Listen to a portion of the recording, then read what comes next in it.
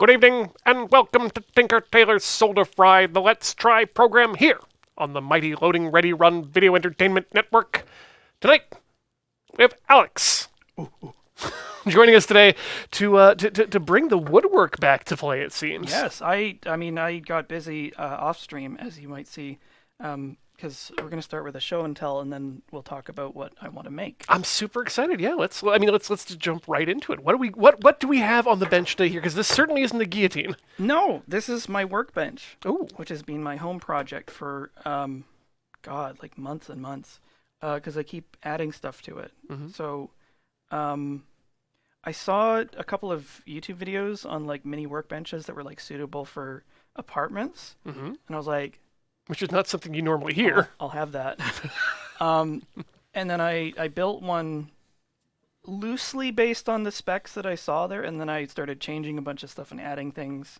And so there's lots of features. So this is You just hold Mike slightly away from your. Sure thing. I'd forgotten which side it was on.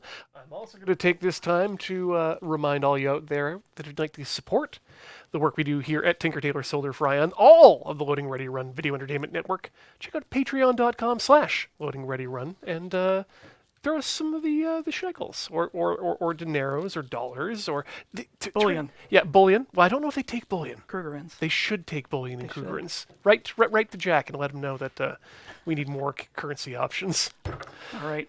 So at its base, it's a table, like it's a workbench. It's got a very thick top. I had this useless piece of furniture Mm-hmm. that was like some sliding drawers or something for another thing, and it just was cluttering up my apartment. But as it happened, it was made out of these nice slabs of beech. And so I was triple laminated that to make this wondering. nice surface here. And then I made these legs. I actually designed these in Illustrator. Mhm. Just because I went through a whole bunch of iterations of like what they were going to look like before I came up with this really, really simple design. Because I was like, do I want them to come out like that? Yep. Or do I want to come, like have a hole in the middle? Or, do I want to have supports or whatever? I went with this one because it's nice and strong. It has little feet to clamp to the table. Which is important. And because it's recessed at the top, there's as much clamping space around the table as possible. Okay, that's good. Because at one point I thought about having the legs go right to the edge, and I was like, that's gonna lose a clamping spot. So from this end, I have all these features. This is a planing stop, which you can raise to an arbitrary amount. If you hit there, stop planing. Yeah, stop planing. So you can put a workpiece up against there and like plane against it, and it'll hold it. And then you can adjust the height depending on the piece of work you're working on. And then just put that back down. It's like a Swiss Army It is. tool thing. So this is like I think this is like a 5 or 6 inch vise, and this originally had the kind of vise handle that you would expect. Like with the bar where you pull it across and turn it and pull it across. Those are and turn it. terrible. They suck, and I hate them. So I looked through a whole bunch of options. I thought about making one myself, but it turned out like there was a place in Vancouver that sells speed wheels, and I swapped it for one of these. You can just do that, apparently. Yep. The sky's the limit. So it's Wow. like you lose a little bit of the sort of like force you would exert, but you can just crank it in and out. You shouldn't be overly forcing things No, anyways in a vise. probably not. Yeah. But this vise has another function, which which is very cool. And I'm wondering if it's what I'm It gonna combos ask with these about. dog holes. Ooh. These are called dog holes. They're like 3/4 inch or 20 millimeter, depending on where you are. And they're just little like peg holes where you can put stuff. Like hot dogs. I suppose. I mean, I'm just trying to judge based on the name here. If you're hungry sometime while you're working. Yeah. So here's like a basic kind of bench dog. Right. So I'm going to put that in there, and I'm going to wedge this piece of wood against it, and then I'll raise this little stop here, and then crank it down. And now, whoops, it fell. Oh no. Sometimes I have to like. Usually the next thing I want to do with these is to put a little like spring retainer so that they stay where they're at. So this is now like immobilized in place, and like you can access the whole top, and you can do that across like the entire length of this. That's these dog bolts. spectacular. So I was wondering what that little tab was there at the top Exactly. for. I think I want to replace this because it's like made out of just like wood, but I'd like to get a metal one or one that's like a little better. But I mean, it looks like that'll definitely do the job. And Yeah. for proof of concept, that's fantastic. So the latest feature, and the one that I'm probably most stoked about, is this. I made a Moxon vise from scratch. What? You can buy these as kits. A Moxon vise is a really old design. I thought it was like some brand new, like bespoke woodworking kind of thing. The design I think is from the 1700s. Okay. And it's really simple because it's just two screws that you take out. Right. And then you have a long jaw that you can clamp things in. So for like long work. So the advantage to this is that it's a much longer Yeah, clamping so, like, size. This is 3 times the length of Yeah. this one. And I do mean that I made this from scratch. Like, I'll show you, actually. Is that like instead of having like two wheels like you had on the side, the Yeah, I saw this design. Whoa. So there's a lot going on here. Yeah. Let me see if I can just. I'll partly dismantle this just so I can show you some of this stuff. Bench does not mess around. I had so much fun working on this. and I mean this is the kind of thing that obviously you can't, you can probably buy stuff that does some You of absolutely can buy it. Like I said, you can get these as kits. right, but to sort of have it exactly the way you personally want to have it and to fit your the space you have in your apartment and all that other stuff. Yeah, also, buying it as a kit, that costs money. This might take like 700 years to unthread. Maybe I'll just leave it there. But there's a lot of threads in there, eh? yeah, it would probably take too long to unthread, but there's a pair of nuts, like just regular 3/4 inch nuts, that I welded to a couple of steel pipes to make bushings. Because the first time I built this, I just had these threads sticking out, Just straight out.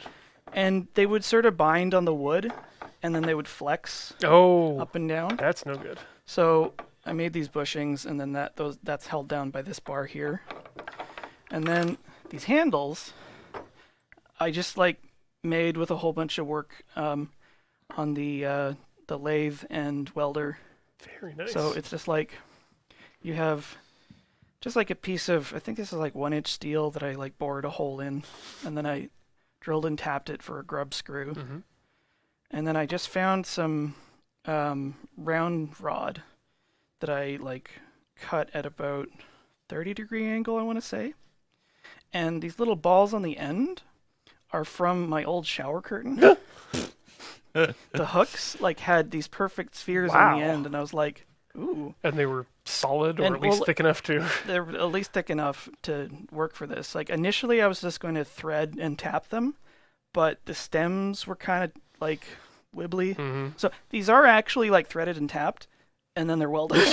On top of that. So they ain't never coming off. Beautiful. So yeah, this when you I assumed that those were the just ready-made pieces of hardware that you had. Yep, I made these. Super swank. I get the feeling the only thing that was ready made in there is the thread itself. Yeah, the threaded rod I bought from the hardware store, because I have not yet learned how to do like long threading on the lathe. That's going to be my next challenge, because if I had my way, I would make these threads about like twice as coarse, because you'll notice that like Yeah. on this vice jaw, it's like twice as coarse, so that it like Just winds in and moves. out faster. Like this is just a commercial vise that I mounted, and I had to drill holes in the leg so that all this stuff can pass through. There might still be a thing that it catches on a little bit, but That's allowed. anywho, so this isn't what we're going to work on. Oh, we're not going to build one of these today. No, Jesus. It's like, I don't know, do we have like 4 months? I was going to ask, how long do you think you've put I into have this? no idea. I would have to look at my phone at the first like photos and then go from there. But enough that you lost track of it. Yeah, exactly. I mean, I guess it's one of those things that you just sort of do as you go. Yeah, So exactly. It's not like you spend 4 months working on this one thing. No, I was working on it like on and off. It feels like a start at one weekend, and then... That was Now- pretty much how it went. Was this that you were trying to do a specific project and you didn't have the place to do it, so you built this, and then then you were doing a different project that needed a long clamp, and so you built the No, long clamp? it wasn't quite like Minecraft. But I did want like a work surface, because the point of something like this is mainly work holds. Just like ways to hold material and work on it. Because you can sort of, it's just like an all-in-one solution. So now that it's clamped to the table, it should be reasonably solid for whatever we're doing today. And now we just have to clamp the table to the floor. Yeah, and then the Clamp- floor to the crust of the earth. Yeah. How many Peter Sellers videos were involved? I think I looked at a couple of them. I watched his like how to make a router plane, and I was Oh. like, So Wait, is there different Peter Sellers that I'm not aware of? It's just sorry, Paul Sellers. Ah, My okay. So To be honest, though, I wouldn't put it past the Monty Python Peter Sellers to be like a weirdly good woodworker as well. He's he's one of those guys that has all sorts of strange. I could believe They that. have so many sheds over there. Yeah. So I'm a big weeb, and I also kind of like cooking. Yeah? And something that I wanted and don't have is an otoshibuta, otherwise known as a Japanese drop lid. Uh-huh. So this is a very simple but deceptively complex build. This is one of those, it's the circular lid with the two planks on the top, right? Just the one plank. Okay. So it's just a circle of wood with a a handle at angles with it, and you like place it directly on top of the food to like press it down, and it doesn't fit as tightly as a metal Yeah, or glass it's lid or not something. meant to be a lid. It's meant to just be like a weight to keep the Yeah. simmering things underneath the. I wanted it because like you need one for making chashu. Is- So So the idea is that it doesn't go like on top of a pot to no, to it goes seal- right down onto the food Oh, itself. okay. And because it's wood, it's not going to harm it. And also because it's being used as food, I don't want to use adhesives or fasteners. So we're going to cut a sliding dovetail joint by hand. And I ain't never done that. Oh boy! Woo-wee! Oh boy! But I watched a video about it. And I think I have the idea. Oh no! This is exactly the program where you should be doing this So- sort of work. But first things first, we need the base, a circle. Right. I have so many goodies that I brought to work on this project. I was like, how am I going to draw a circle? It's like, well, I'll get my drafting kit. Ooh. These look straight out of the Second World War. Yeah, I can't remember where I got these. I think it was probably when, what's it called? The command post was still open. Oh yeah, yeah. So the pot lid I need is 6.5. Like I measured my pot, and 6.5 inches should do it. I mean, it's probably something in millimeters, but I haven't made that transition just yet. Okay, so we want 3.25. Let's see. That's right, because you want to go. If you're drawing a circle, you want to go half the diameter, or one full radius. Okay, it's going to. it radius or radii? Mm. The other thing, when I cut this wood... Oh, good. Oh, perfect. I was so worried that I was going to, like, encounter that nasty, Gouge? gnarly gouge Oh, that I, like, screwed up when I was cutting this on the table saw. Okay, I think that's going to work. it's a little bit blown out in the picture, but yeah, there's a pretty nasty gouge there. Whoops. I drifted a little bit, but we got the first line. Okay.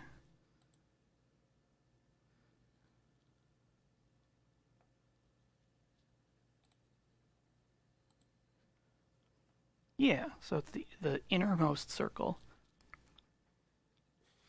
Go wipe that circle. That is a lot smaller than I was expecting. That is, yeah. I don't know. Let's measure twice, cut once. Yep. Yeah, that's 6.5. Wait, just to double check. We're talking 6.5 diameter or radius? Diameter. Okay, Yeah, good. 6.5 6.5 diameter, wide. 3.25 radius. Yes. Okay, good. Just check. Please do have a look at this like Yeah. marvelous kit. I don't know much about the provenance of it. I mean, it's a technical. So it's from the Technical Supply Company out of Scranton, Pennsylvania. And this looks like the. This is the academic set. Yeah. Technically, we're a supply company.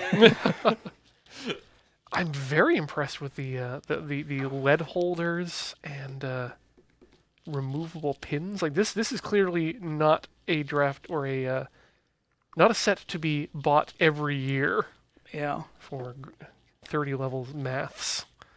So the first challenge is going to be cutting this.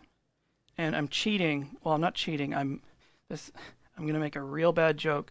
I didn't have a coping saw, but I have a jeweler's saw Uh-huh. and blades from a coping saw.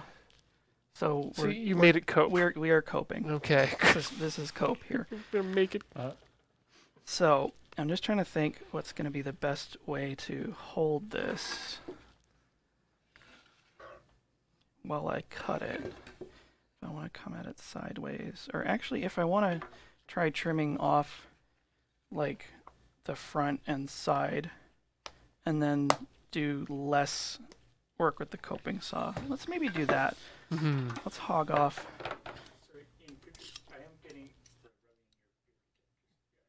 No problem. We'll give that a little bit of clearance there. I guess a jeweler's saw is going to be a It's meant for finer work. a lighter saw, yeah. Yeah.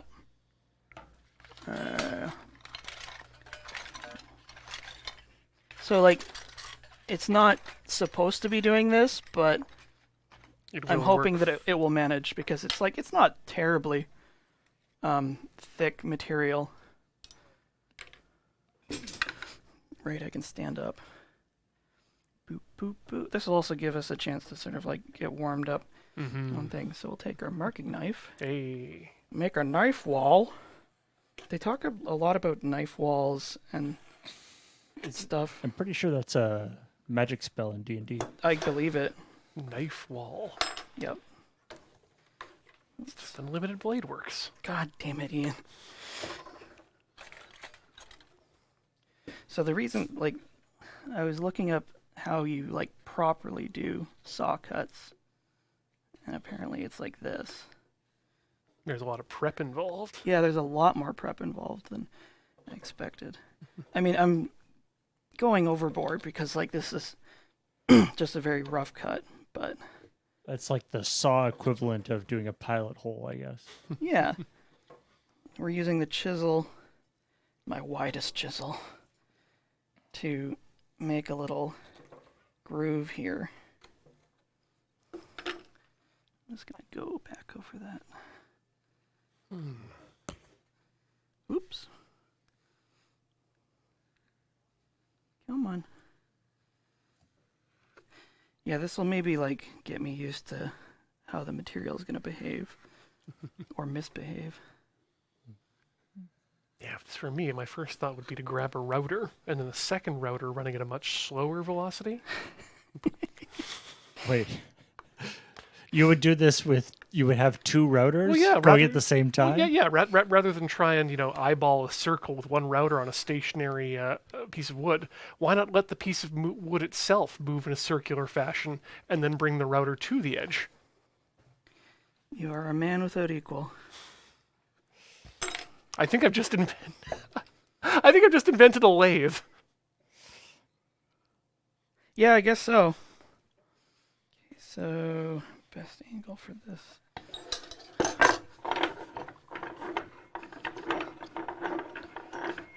I hope that the guy who invented the lathe originally was like, but what if I had two rotors? Actually, maybe.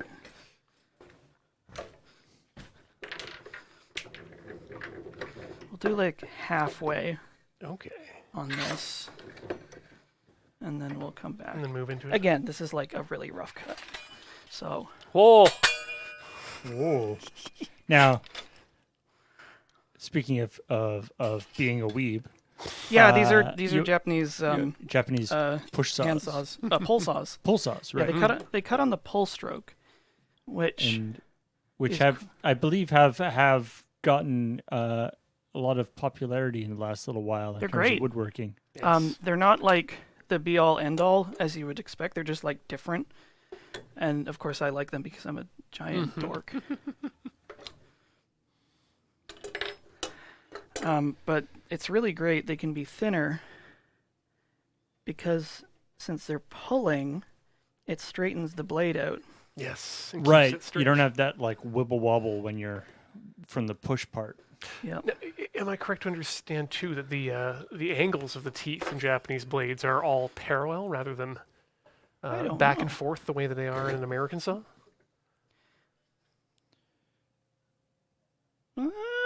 No, on this side there's a rip cut and a cross cut here, Okay. and that starts to get into It's the the chonky was it the territory. the curve. Isn't that the all right. So these are meant to be used with two hands for. I'm gonna pull down the mic a little bit here.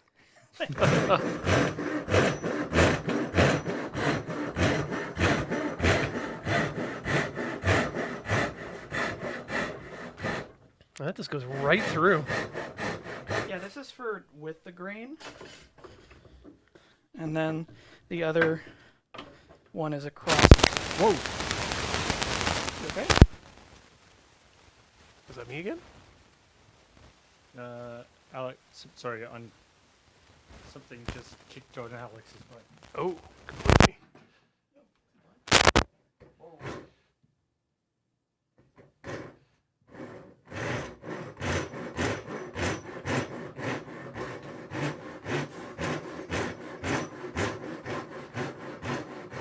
It really is a special experience being able to see this line just get cut from this angle and see how straight it is. Like that just matched right up. So this is just like getting closer. Yeah, getting the using an easier tool to get stuff out of the way. I probably don't even need to prep it quite as much. I can just like, because it is a rough cut. So this is across the grain, so we flip it over.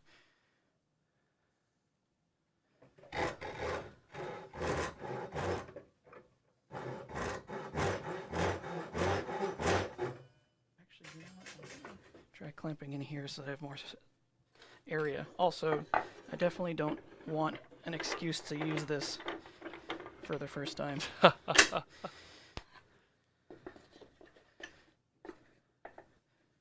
It's about like halfway.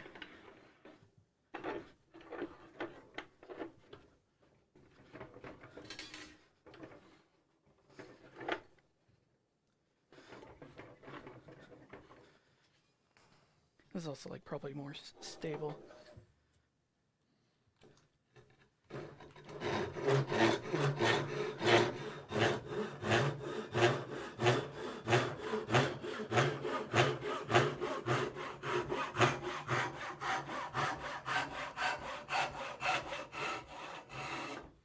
I had no idea that different sides of the blade were for different. Yep. I didn't. Cuts. I bought one.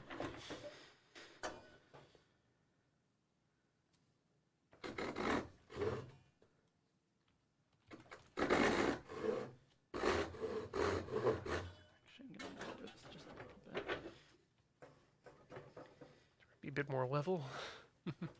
Probably easier to cut that way. Yeah.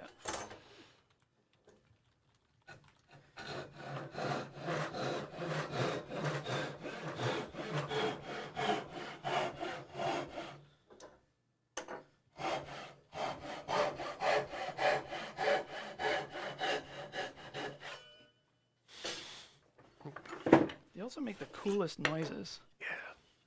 So that didn't line up exactly, but we weren't Not trying perfect, to yeah. either. Exactly. So, yeah, I really wish I had a work hold because I want this like off the edge a bit. So I may just have to. It's like I come here with every type of work holding except for ones that I really need. More clamps. More clamp. Oh, right. I have all these clamps. God damn it. Now, can I open this enough? Yeah, might not want to use those ones just to avoid marking the wood. But your Oh, of course. your other two there, they're on the side of the Oh, table. wait. Do we have some scrap? We do. Ah, perfect. Aha! Thank you for pointing that out because, like, I almost beefed it there, I think. I mean, it'd be a real shame to have to beef it this early in the production. Yeah, but it would be sort of like on brand. Nothing Okay, worse need to get it in than a early little bit. beef. Yeah, the like late season beef isn't so bad. All right, Not going anywhere. let's cope. Cope. Oh, good. I'm going to Now this is a coping saw, which implies the existence of a molding saw and a seething saw. I'm just going to engage my coping mechanism then here. So I think if I just like, this might take 7,000 years, but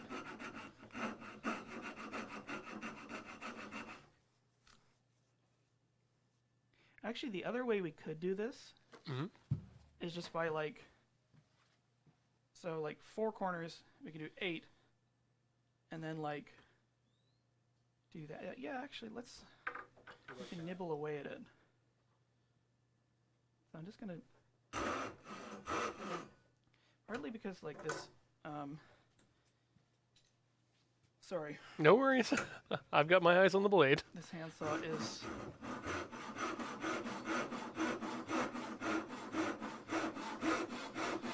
Well, they're the reason they're used as shorthand for criminal weapon in Japanese television. Really?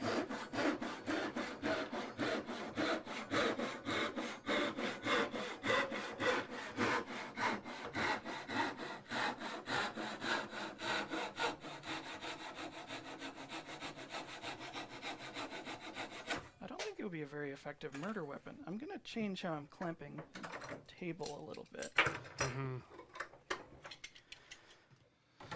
Yeah, unfortunately, yeah, it's like a chain, right? You're only as strong as your weakest component, which the folding table is probably the least clamped component. Well, I think more than anything, it's an issue of you want a cross clamp Yeah, because that's exactly right. too easily you could end up just pulling the thing right over. Oh, there we go. Now we know. Now we know. Is that a stable surface?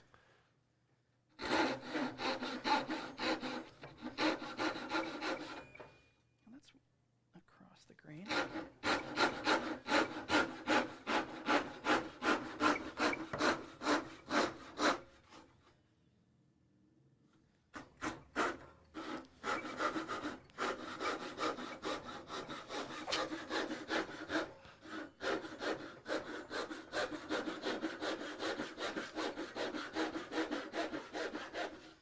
See if I can get that through there. Wow, they don't call it a rip saw for nothing. Go, go, go. Let her rip. Don't saw the clamp.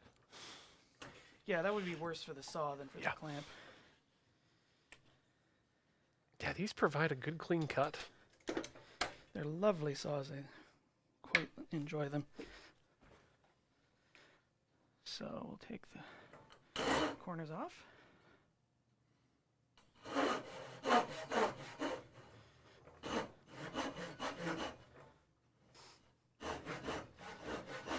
on, folding table, you can do it. I believe in you. All right, so next up on the woodworking series here on Tinker Tailor, we'll be producing a more robust table.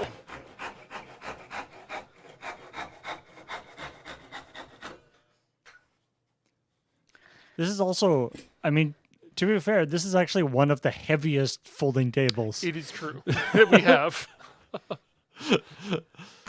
which is not usually a thing that you're looking for in a folding table. No.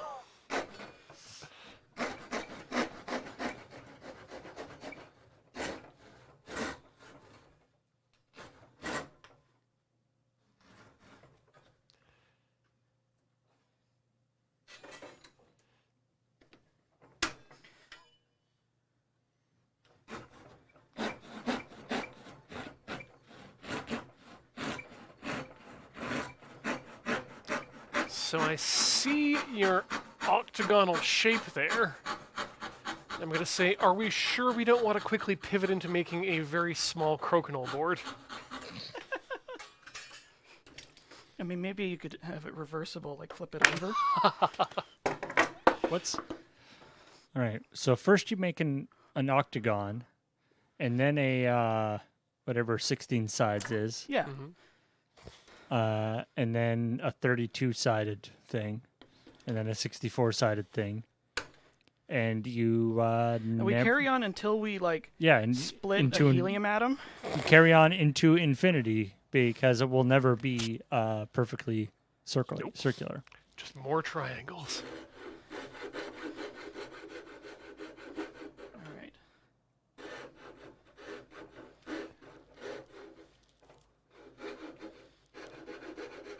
I think I want to clamp this like a little closer to the edge. It's just like I want as much stability as I can get. Yeah, that coping saw doesn't seem to be the most No, stable. we don't have another one in the office, do we? Oh, absolutely not. Didn't think so. It was worth it. Oh, and I don't even have my jigsaw with me either. Oh, that would have been great. Yep. Maybe Beach has one in his car. Well, I mean, his car is basically a utility designed to go to and from Princess Auto, so technically yes. This line has gotten blurred. Like, It goes other places. I mean, it can, but it's intended to specifically go to and from.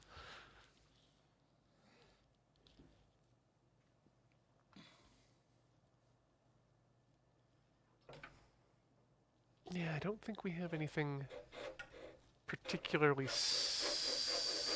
what do you mean you don't have a coping saw lying around? I believe we have like a really nasty regular saw Oh yeah, that's like super rusted and would not be good. significant rustage. But Oh, I know what else we could do.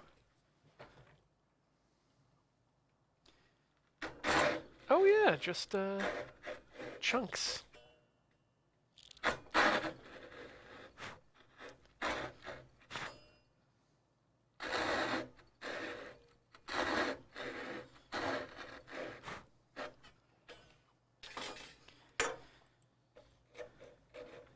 And the saw's got less of a distance to go. Yeah, I think this is definitely feeling the pain of like, I was not meant to do this.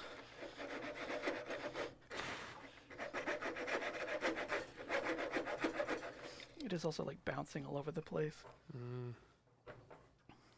I'll see what I'll do my best to keep things steady for you.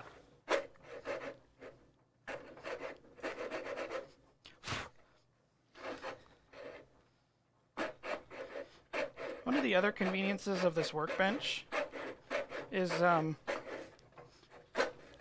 you can use it while sitting. Mhm. Okay, that's one.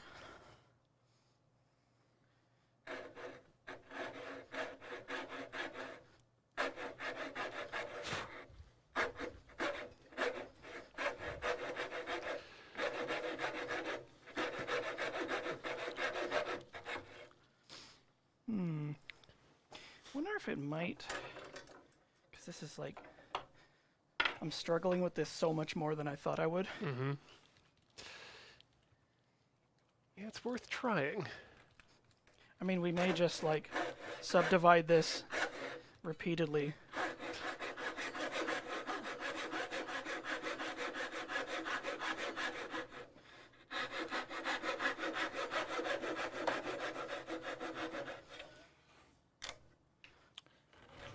Clearly, the way to do this is you find a tree that's the right diameter, and then it's already in a circle.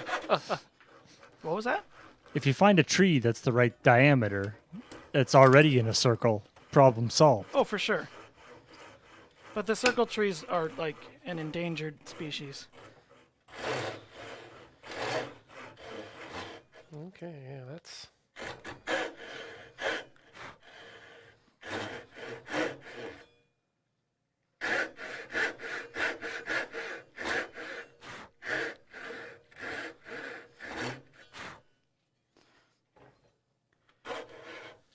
So I'm trying to be like conservative with my cuts here. Mm-hmm. Because you can always take more off. Yeah, I can clean this up with a chisel, I think, pretty easily. Difficult to put wood back on. Yeah, it sucks.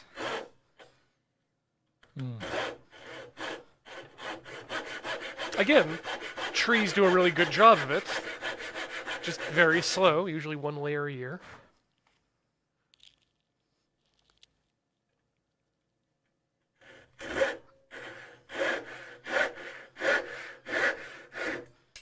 Man, when this thing cuts, it cuts. Ooh, yes, actually, not to be completely pedantic about it, but yeah, a tree, just a tree cross section is exactly what you don't want for this sort of a construction, because you've got the cellular openings on both sides, so it just saturates itself with food. I haven't gotten too much into the like nitty-gritty identifying wood stuff. Right, because this would be because yeah, you don't want the you don't want the grain to be on the top and bottom. At least not on your not in your cooking materials. On your countertop, different story. On your cutting board. Yes.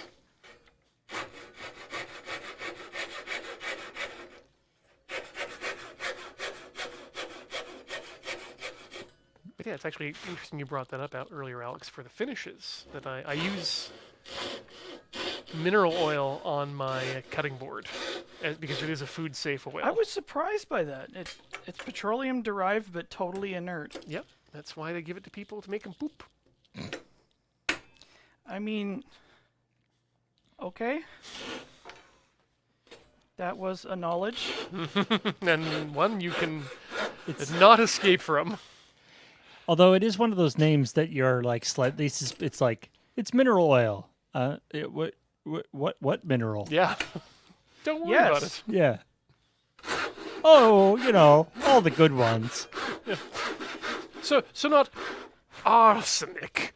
Not uranium. Yeah, there are a lot of things that are under the classification of mineral that you do not want. I am the very model of a modern mineral thing. Just gonna darken this line up.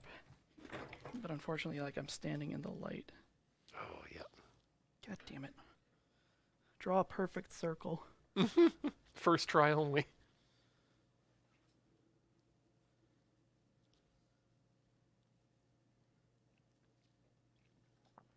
I'm glad I brought a little bit of coarse sandpaper. Do you already have strong opinions about different types of wood? Not so much. I've been playing with a couple, like kind of common ones. You just sort of mostly use whatever you Yeah. happen to have around? Like this was a scrap I found. I think it's pine. I hope it's pine. It looks like mine. Not like Serbian deathweed or I don't know.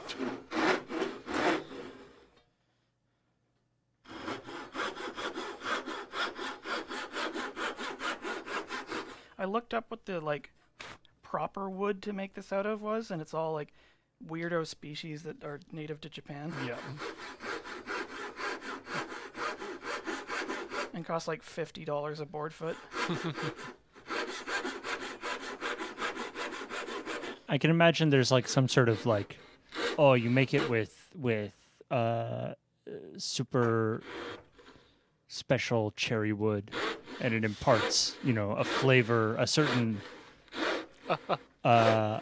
almost indetectable additional thing to the food.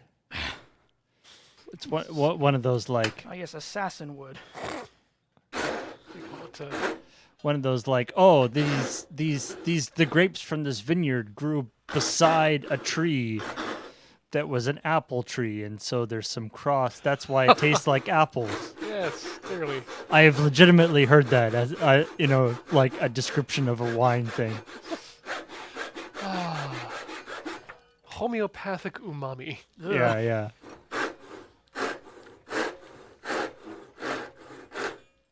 The real Ooh. umami is the quackery we picked up along the way. Spawn of Haster wants to know, Alex and Ian, have you ever cooked using Binchotan? I have. Yeah. And I say as my face lights up. I know what that is. Yeah. Because, sorry, go ahead. I have not, but we, I believe, sourced our Binchotan around the same time. Binchotan is a type of specialized charcoal from Japan, of course. It's made using white oak, and it has these curious properties where it's quite glossy on the inside, and it's hard like glass. It makes a very distinct tink sound. Yeah, when like you... you tap it together. And the reason it's kind of a big deal is because it burns really hot with almost no smoke, extremely clean. which makes it perfect for yakitori. And we, I believe, had a party at one point where you brought out a hibachi that, again, you had created yourself from scratch. Yeah. Went and cut down a hibachi tree. Yep. Yeah. It's like in Minecraft, you just punch it out until it drops a fully finished hibachi. You must first remove everything that is not hibachi. And what you are left with is the hibachi. Yeah, I want to work on that this year, actually, because I realized the big problem with that grill is it's made of solid steel, which is very durable. It's unfortunately a gigantic heat sink. So the proper sort of Konro-style grills, they're made out of diatomite, which holds in the heat way better. Wait. They're made out of earth? A clay. Yeah, diatomaceous earth is a weird material. Oh, yeah. It's all like fossilized microorganisms. I have some of that. It can be. It's especially you can use it as like a pest repellent stuff. Yeah, it's so weird because it's totally non-toxic because the way it kills pests is entirely mechanical. Yeah, it's actually. I mean, from a pest point of view, it seems like It's the super most inhumane. the most horrible thing. Yeah, because it's But basically like luckily, we don't really care about most pests. yeah, it's though, like so, yeah. microscopic barbed wire. So insects will crawl across it, and it ruptures their carapace, and they dry out and die. Yeah. All natural. Oh, we're almost there. Ooh, I'm excited. Very nice work.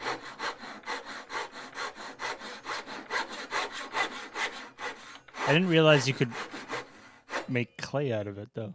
Yeah, I think it has like heat retaining properties. Well, probably due to all of the microscopic barbs, which I would guess probably trap air during the wetting process. I believe it. Okay, it's not pretty, but Now, can I finish this up with the chisel? I mean, Oh, well, I mean, this will be the perfect thing. So, I don't remember if I did this last stream where I introduced yeah. this tiny hammer Teeny that I use weeny for hammer? adjusting tools, called the Batty Whapper. It now has a older brother Oh. called the Batty Whomper, which I will be using to drive chisels. Very nice champering on the end there. Thank Ooh. you. Don't talk to me or my son ever again. Now we need the Batty Thwomper. Yeah, which will be like the huge sort of like 50 megaton hammer. So this isn't a true hammer, it's like a mallet because it's made of mild steel. I was going to ask what the difference was, but I think that's what it is. Like, you're supposed to make hammers out of, I need another piece of wood. Because, yeah, usually a mallet will be made, or like a mallet will be made out of like wood or. Another piece of scrap. this one? That's Oh, what we're going to be that's using. good. Is this scrap? Actually, that could maybe be the handle. Give me another moment. Yeah. I'm just going to be gentle until... I think I've got something for you. Oh, yeah, I've got something for you. No, I don't know if this is going to work. Okay, it's not so bad. We just need something underneath this so that it doesn't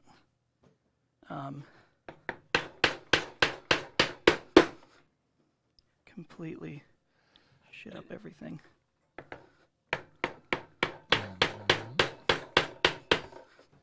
I guess at a certain point, it's just a more of a sanding thing than an actual chiseling Yeah. and Oh, stuff. perfect. Eagle-eyed viewers of the program may recognize this piece of cutting board from the Tinker Tailor Solder Fry opening credits. Fantastico. Ooh.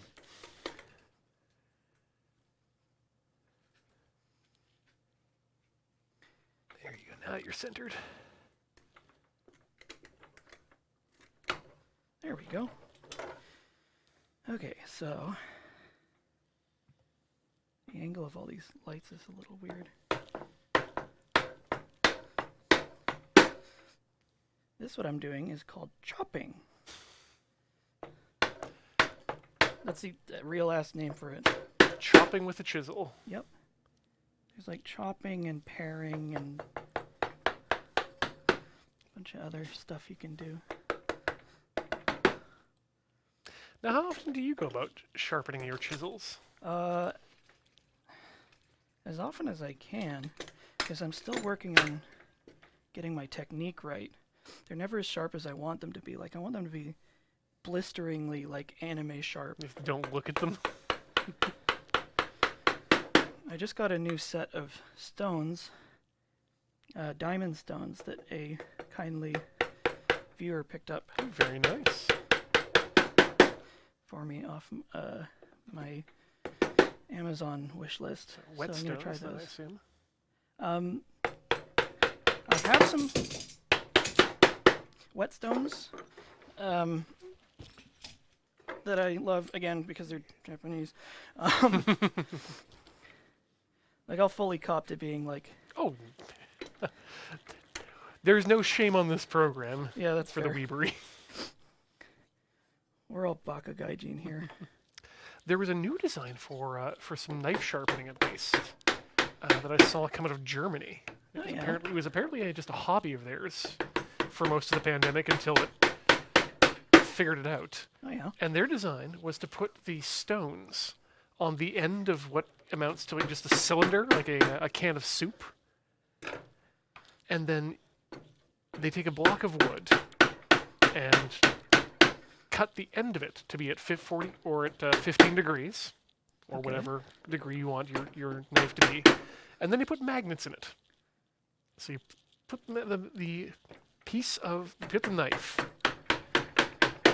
into the wood like that, and then you just roll your blade back and forth so that you've got sort of a rolling action against the edge of the blade. Huh. And because it's always at the proper angle, you're always sharpening and not blunting.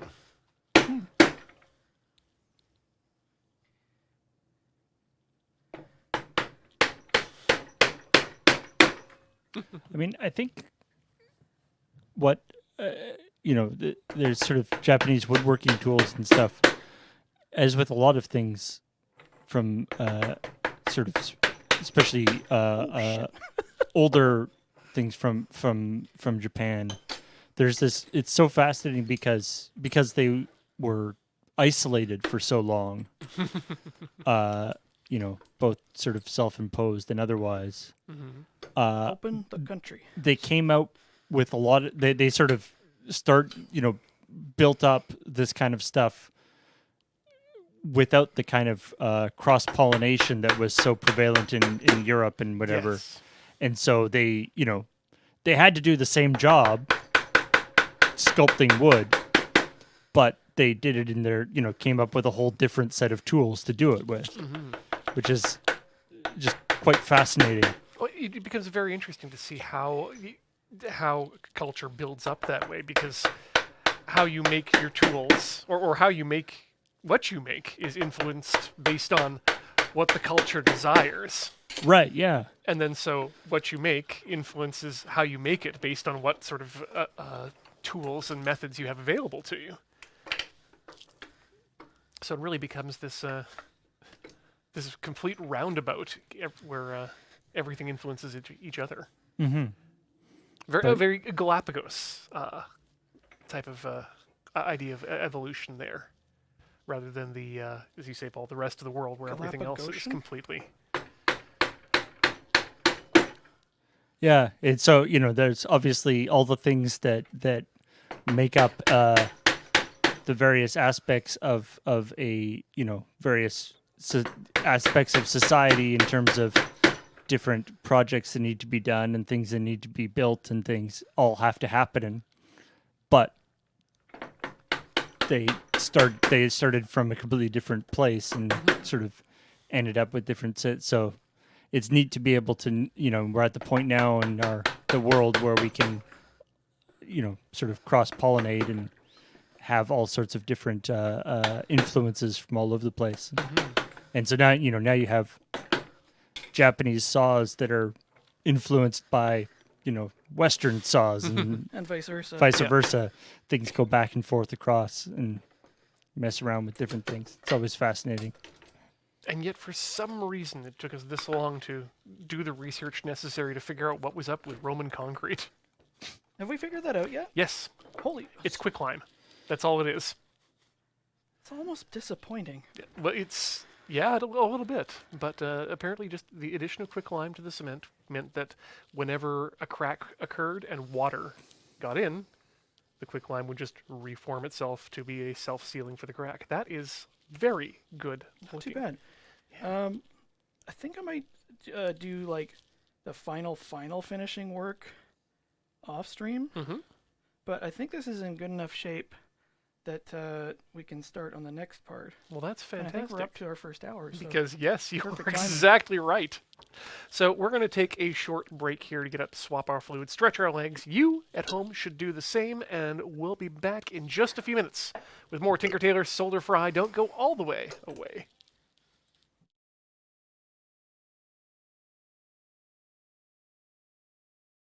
Welcome back to Tinker Tailor Solder Fry, where we are fondling our blades and creating a otobushi, right?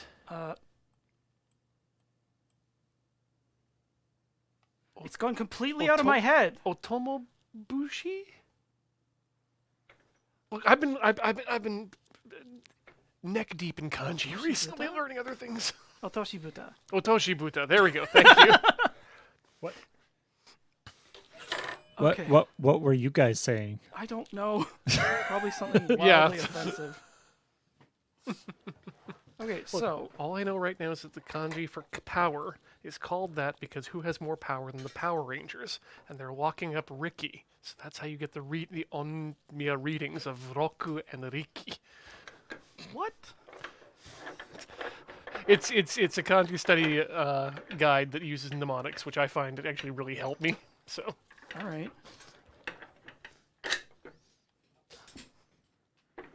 the Duolingo owl wasn't really helping out much.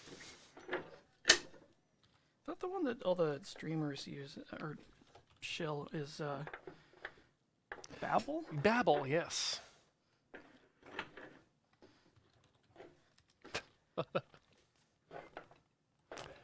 And no, I have been not watching any of the sumo this year, other than the small raid we gave a few weeks back. So I'm just making a rough cut on this piece. Okay.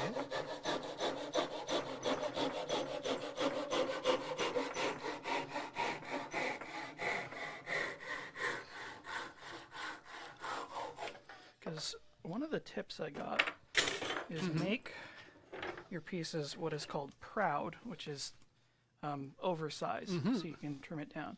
So this will be the handle, and you can see it's too long, but that's fine because I want to get it to fit properly, and then we can trim it. Yeah. I'm also going to do the dovetail first before I shape it. Because I don't want to spend a bunch of time like shaping this and just be like, I screwed this. Yeah, up. yeah. So, is this actually gonna be like a long dovetail the entire way along? Uh-huh. Wow. Ooh. So we're going deep into the wilderness with this one. But I did, like I said, I did watch a video, so I'm basically an expert. Oh yeah, at this point. I am like jokes aside, I am going to try and really take my time with this.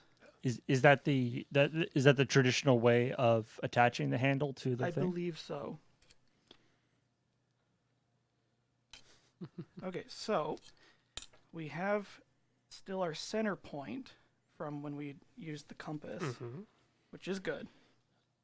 Because I realized that getting this line might be difficult because these surfaces are now rounded.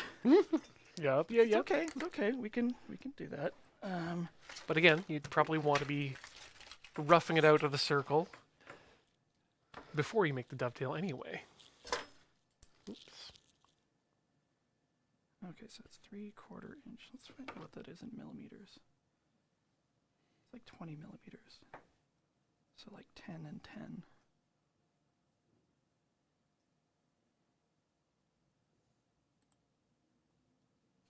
Make sure this is zeroed. I kind of want to get a manual read one of these, and then just like become some sort of like machinist god. Oh, But that's like it probably sounds cooler than it actually is to do. I've been looking into calipers because I've got a similar set like that, but I'm not sure that I trust the digital readings all the time. They're very convenient, I'll tell you that much. Yeah, so I've been looking at dial-based calipers recently, and I think I'm gonna make the jump. They will also always read even if they run out of batteries. That's the big thing. And they just look really cool. I mean, just a big old white. Bastard. This ruler is a little too short. Oh no. That's fine. So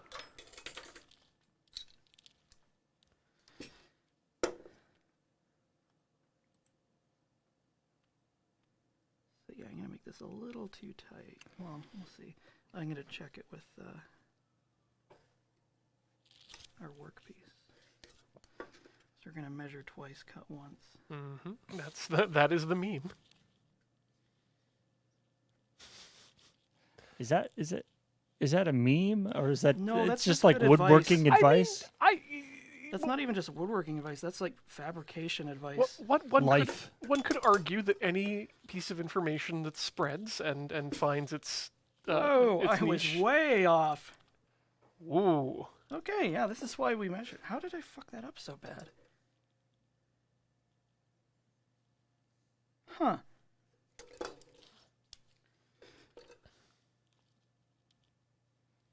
Millimeters. Millimeters. How far do you need to go?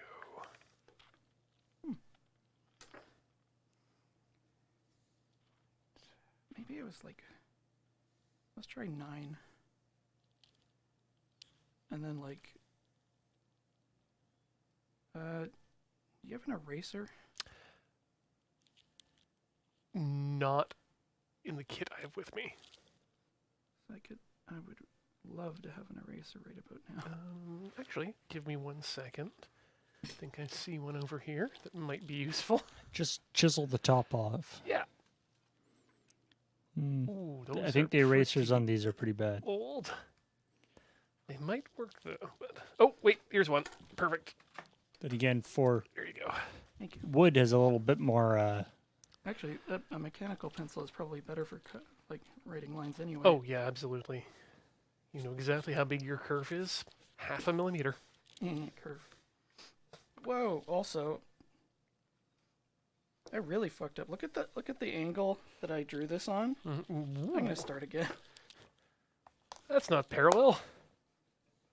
How do you expect to get proper Oh, three-point that is perspective on this embarrassing. without? It's Proper okay. lines. This is why, I said I would take my time. So, like, when I bungle this bad on the initial Sure. sort of like line drawing. Okay, so let's make this much more. It's when your learned Japanese woodworking instructor, I don't know, puts your head in a vice or something. Yeah. There's probably some suitable punishment for people who for students who don't have the center properly.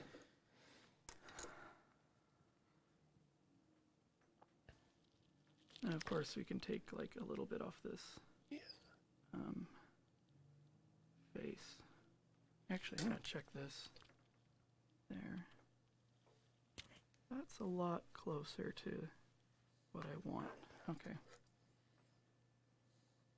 There we go. Yeah, one of the features I would like about digital calipers, if I were to be committing all to it, would be in a way of holding the readings over multiple readings, I or need to sneeze. Gesundheit. Hopefully you got that. Or didn't. There's a tape measure I know that does that. That sneezes? Can No. store readings in it? It will store readings, and it will also send those readings to your phone via Bluetooth. Ooh. It's very cool.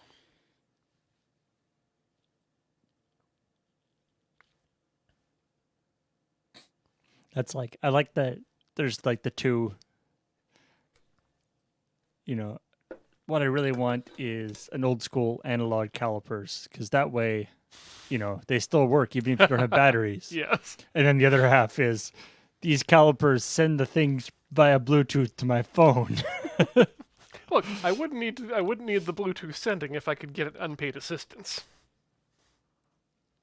You said the quiet part out loud. Look, I wouldn't need unpaid assistance if I was getting paid enough to. So that's just a hair too tight, but I think that's good. Yep, because Because then we can widen it. yes. Okay. So you put the groove in the, I don't know what the technical term is here, but I'm thinking of like tongue and groove, but whatever the version of that is for dovetail. You put the groove part in the top of the in the circle piece, and then the handle piece will have the flared part to fit into that. Is that The dove and the tail, as it were. I only just realized that I made this so much scarier by having it on a convex edge. Oh no. Yeah. It should still be fine. Asterisk. A vertical line is a vertical line. the pin and the tail? Yeah, the dovetail, I mean, it works in the sense of the shape, but if you call it the dove and the tail, then it's like, wait, the dove goes inside its own tail? That doesn't make sense. No, that's an Ouroboros. That's how we get a new pope. Actually, I can maybe just like take a cheeky little face off of here. Give it the old John Woo. What? Oh, cheeky little face off.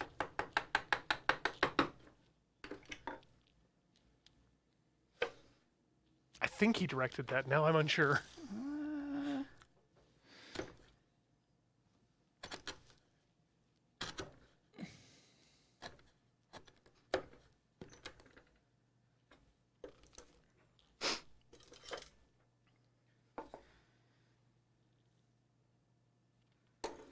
I'm going to mark this waste area just so it doesn't confuse me. Okay, so those ones go there. So this isn't going all the way through, is it? No, it's going approximately halfway. Okay. Maybe just the tiniest bit more.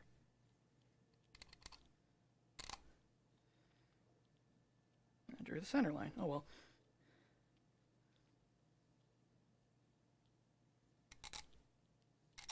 Looks good. It's a little sketchy. So to make the actual tail part, I guess you have to kind of Ugh. make the handle sort of thin and then flare out again. I have many very gently researched things to show you.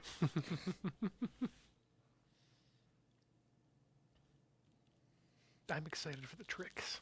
'Cause Yeah.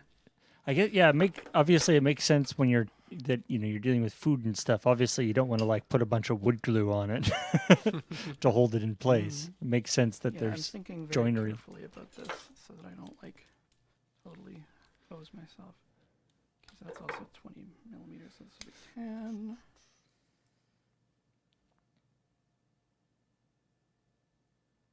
Maybe we'll just do 11.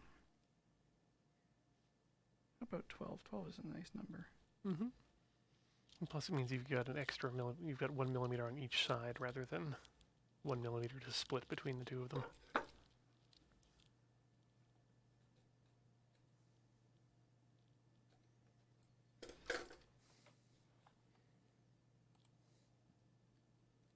Ugh.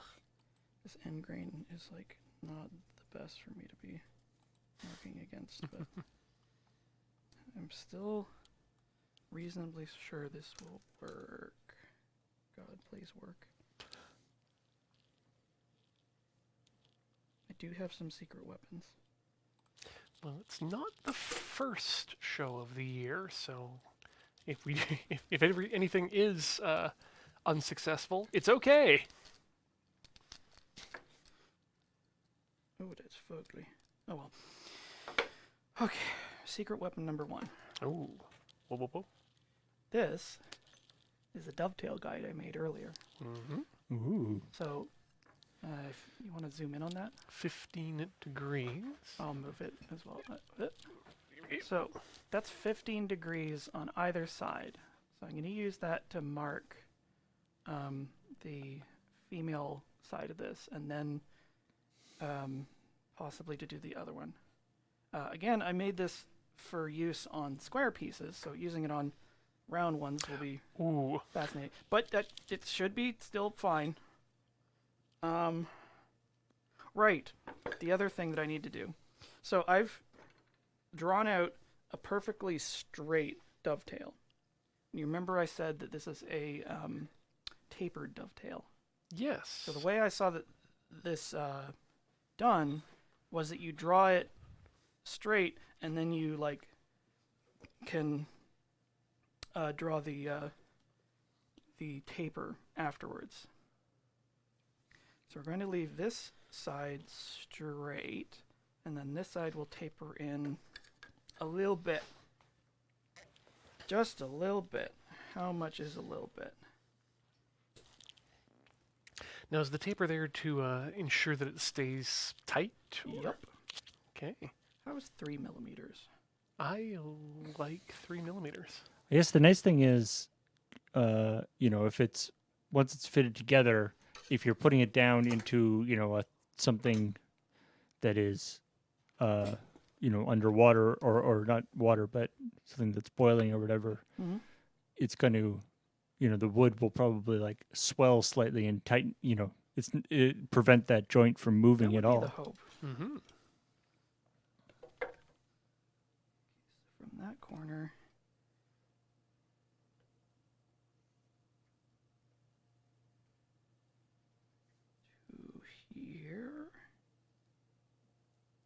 Come on.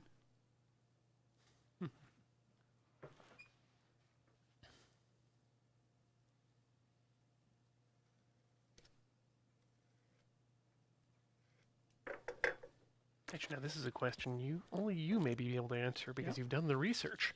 Is a dovetail a traditional Japanese woodworking joint? Think so. Okay. They have a bunch of like gnarly, messed up ones that I haven't looked into, like the nailless joining stuff. I remember back when Twitter used to exist, there was an account that just had animated GIFs of the various joins too, which was amazing.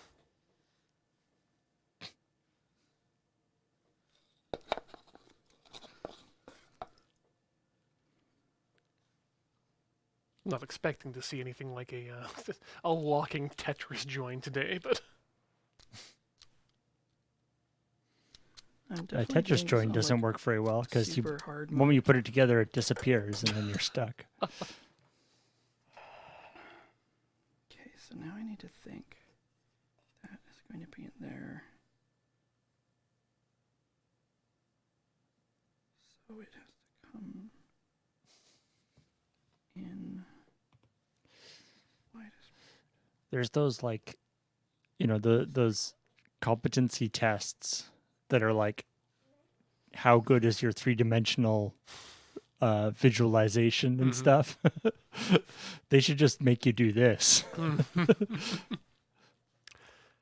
God, during the lead up to Desert Bus when I was doing a lot more 3D design for the button, I would eventually get myself to the point sometimes when I couldn't remember which direction I was looking at the thing from. So I've been looking into the designs for 6 Degree of Freedom controllers and thinking about making Ooh. one of those. The Space Mushroom. Spushroom? Yeah.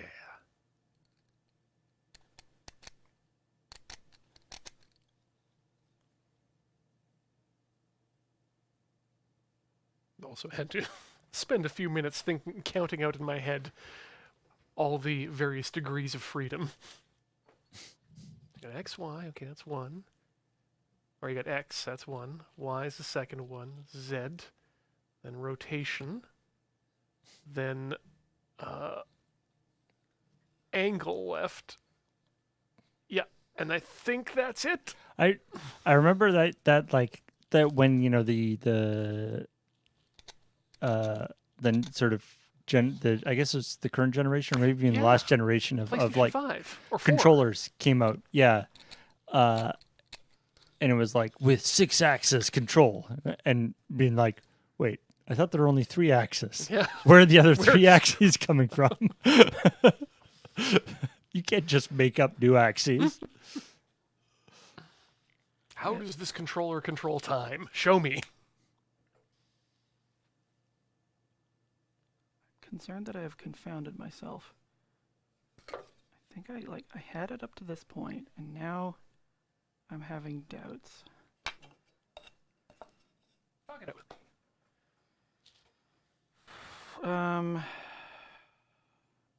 I might be overthinking this, but okay, so you look at the end there. Mm-hmm. So this is the wide side. Mm-hmm. That's the dovetail marked out. So Yeah. that will be cut. And then this is the narrow side. That will be cut out. So then I think I will need to follow these lines back to the corresponding ones and then cut there. That matches in my head with what you're saying. Yes. Yeah, I think so. I just think I'm like ending up with more lines than I thought I would have. Yeah. Because you're not. They won't be parallel. Yeah, and these ones will have knife marks on them. As long as you're cutting from the inside lines, you're good. Yeah. Okay. So my question is, how do you end up with the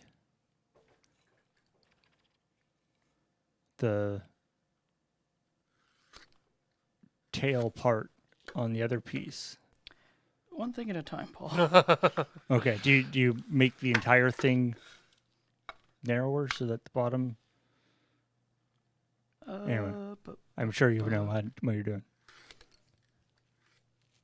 I fooled them all. Okay. Let's start making mistakes. Okay, so this is the line we will be cutting on, which lines up here. Okie dokie. Light scribe, heavy scribe.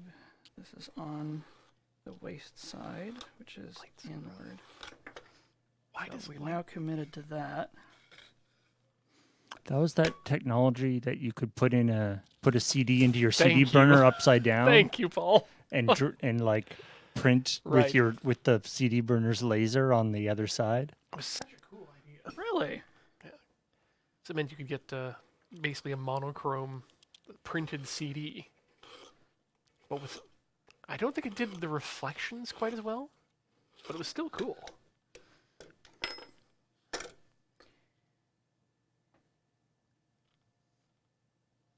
Okay.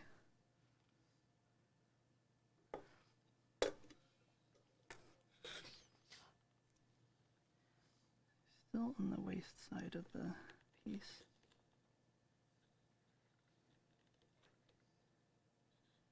Get the hence waist. Oh, just seeing it sink in like that. Just see the reflective area of the blade just disappear into the wood. Bloop.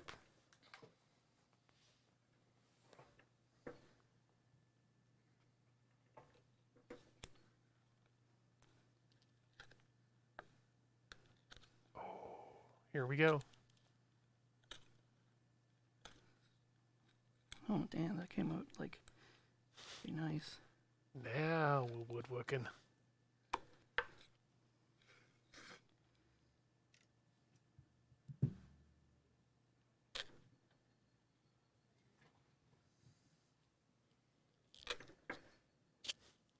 I think I'm going to mark the male end of this after I've cut this so that it's based on what it actually is and not what I want it to be. Yep. That seems like a useful thing to do. If you no longer have a choice, it's probably good now to remember what reality is. I'm accounting for my screw-ups here. Okay, so far so good. Now the really exciting part. What's this? It looks like a doorstop. It does look like a doorstop, but it says 45 on one and 15 on the other. Oh, that's for, I think, William Henry Harrison, and we don't talk about the other one. What? I'm pretty sure Harrison was the 15th president. This is a dovetail fence. I cut it on the table saw at 15 degrees, and it is going to guide our saw into this joint. I just need to figure out how I want to clamp it. It shouldn't be too hard. So we'll use that to be like boop and boop. Now, this is what I would call cheating, but it is absolutely not. What, do you want me to freehand this angle? No human being, the first time they're doing or even the 30th time, knows exactly what 15 No. degrees is. I'm pretty sure that there's nothing like, I don't know. I don't know if cheating, like maybe if you're in like say a woodworking competition, you know, maybe you could cheat, but if you're building something that you want to do whatever you do, like I don't think there's a cheat. Oh, absolutely not. I'm just more remarking on the attitude of many youths today. Use reference. Anybody saying don't use reference is a commie. Not a commie. No, they're just an idiot. I swear, like, I've never seen people that are like, oh, you shouldn't use reference for stuff. But, like, apparently the attitude is pervasive enough that people have to make remarks about it. I think it's just clickbait Well, at this point. it's Yeah, it is social media a lot of the you time, but it's fucker. these influencers who just want us to believe Be that angry. you can do anything perfectly the first time without any reference or help. Ridiculous. And if you're not doing that, then why are you even bothering doing it? And that's no good. Wait, what? Really? Yep.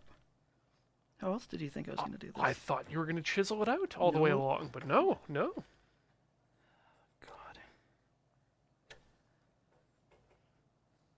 This is so slidey. I don't like it. I want more clamp.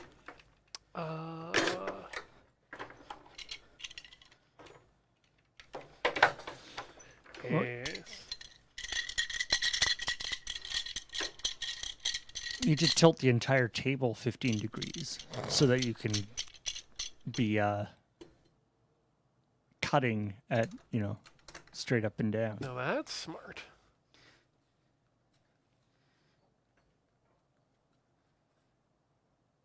More clamp, more clamp. Less clamp, less clamp. Too much clamp. Clamps.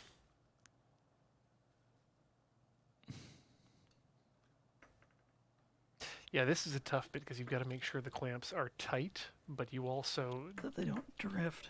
Yep. Okay, that feels solid. All right, well.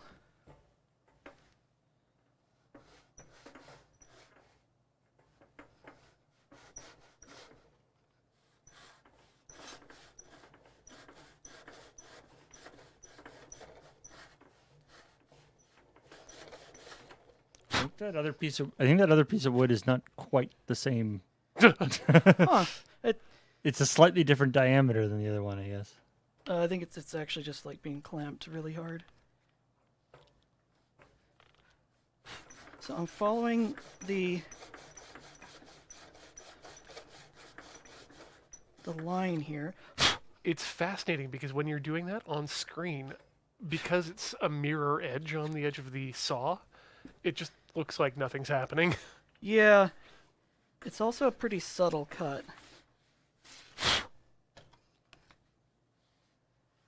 I didn't know we were building a golden compass here. I need to be able to get around to here so that I can see my line that I'm cutting here. So you don't go too deep. Well, that's exactly what the lines are for. This is the streamer's dilemma.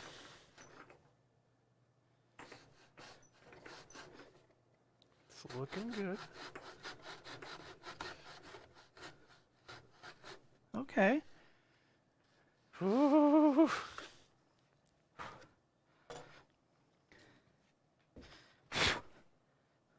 That's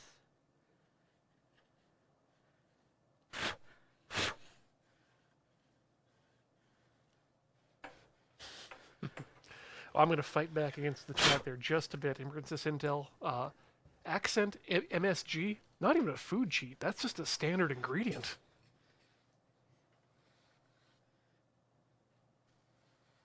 powdered umami. Mm-hmm. Yeah, it's interesting the way MSG is finally starting to get its redemption Mm-hmm. Here in the West. after so long. Like I remember when we were when my grandparents moved and we were like cleaning out their house and stuff. They had a bottle of Vive, I think it was called, that was literally powdered MSG. Mm-hmm. Like it was just makes everything taste better. Yep.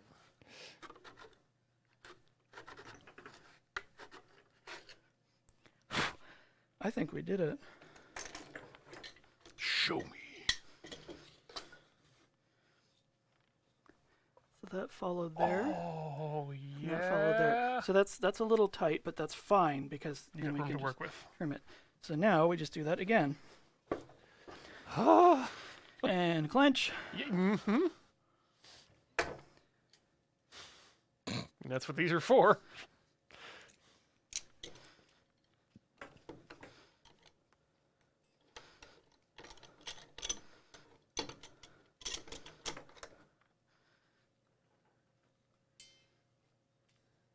think these used to be green at one point.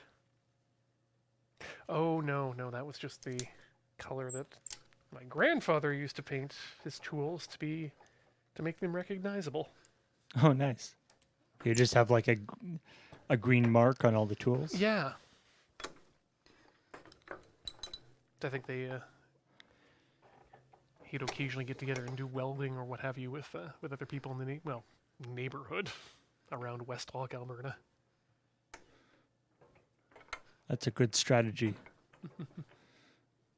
Spawnofhouster asks, have I ever made dashi on TTSF before? I mean, if by that you mean the broth, well, I've made some with the powder, and I've made some once, I think, with the shaved bonito flakes. But it's the first step of any Japanese recipe.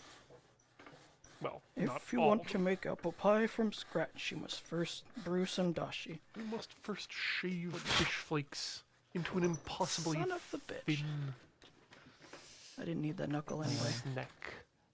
Bonito sounds like a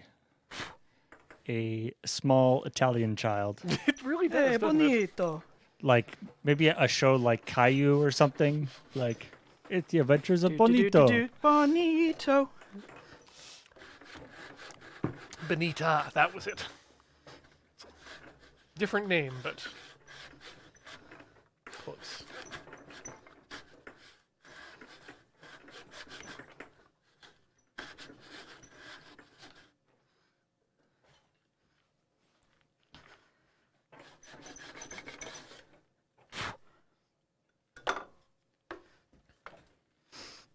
There's just like one angle that I can't reach over to look at very well.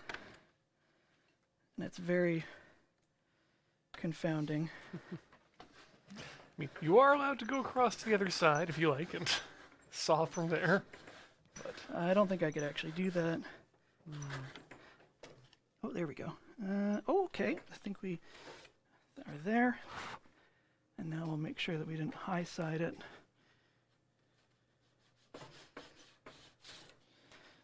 Oh, scheisse.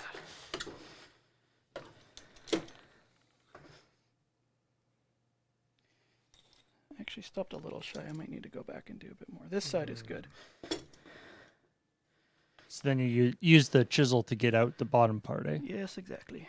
Which should be the fun part. Now, there's a couple of questions asked in the chat. So, like, Alex, do you prefer to work primarily with hand tools just from a practical standpoint because you don't have a workshop at home, or is it sort of more of a ideological? Yes and no. I think I use both because it's like hand tools. You got to use both. Like hand tools do certain things really, really well, and sometimes like they have subtle conveniences that you maybe wouldn't think of. I certainly don't subscribe to any kind of like weirdo traditionalism, which is just like you must use only the most primitive sharpened rocks. Like I use a power planer at Makerspace. Well, I mean, you And I used I used the table saw to get the fence that I'm using here. and which you is you showed aligning- that, and you showed that whole video about the with the guillotine with making all Yeah. the different machining all the different little bits and stuff. Yeah, and I wouldn't have this wood bench without welding and so forth. It's true. Maybe got there. So now, Welding as like a hand, hand tool that's a tricky one. this is almost a bonus thing, but the video that I saw says to cut vertical down the center line just to make the waste easier. That makes a lot of sense, actually. So this doesn't have to be accurate. It just needs to not hit anything else.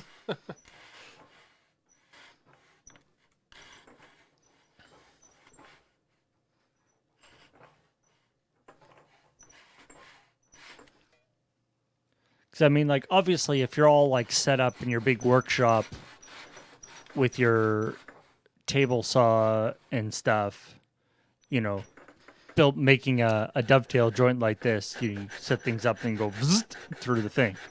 But You could do this with a router, but and it that would probably take exactly 5 seconds.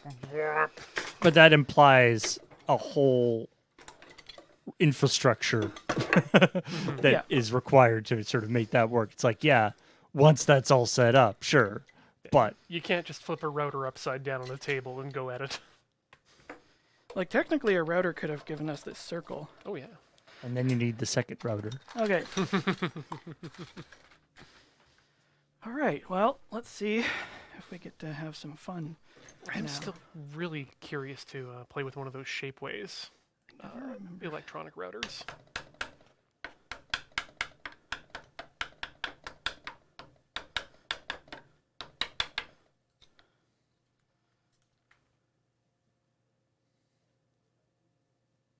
That's waste. Yes, you are waste.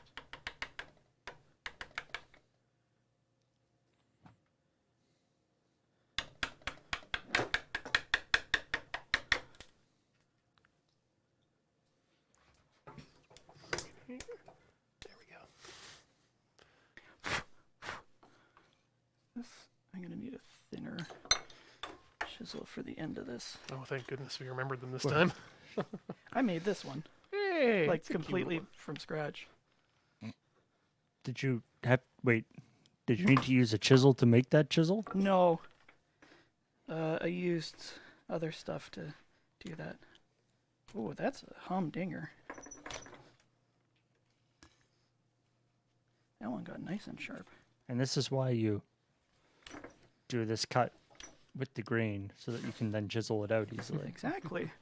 If we had cut it on a fucky angle, we would be in hell right now. Mm. Oh, right. The other reason that it said to cut in the middle is for relief, because the waste is coming away from the sides. Mm. And I think it just gives it somewhere to go. Mm-hmm. I just want, like, you know, Norm Abrams or like the new Yankee Workshop or whatever being like, so now you have to make sure not to cut this on a fucky angle. Too many times asks, Alex, do you still have that little knife you made on an early TTSF? Do you mean this one? Yeah, I was just going I to say. don't know if it's this exact one, but I made one like it. Mm-hmm. This is the marking knife I've been using for this project, and it rules. Yeah. I think the one I tried making on a TTSF didn't harden properly and was not as good, but this one I think has been in my kit for a while. So we're just teasing this stuff out.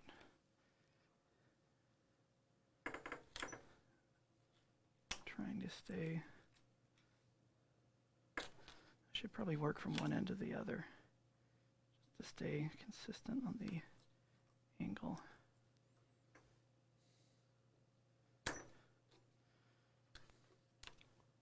Oof.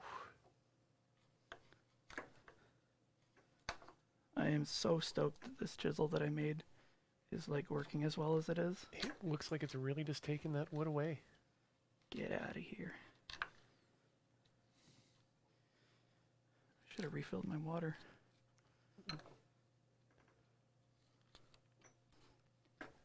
We are just about the break. I should here. also... I'll come at this from the other side.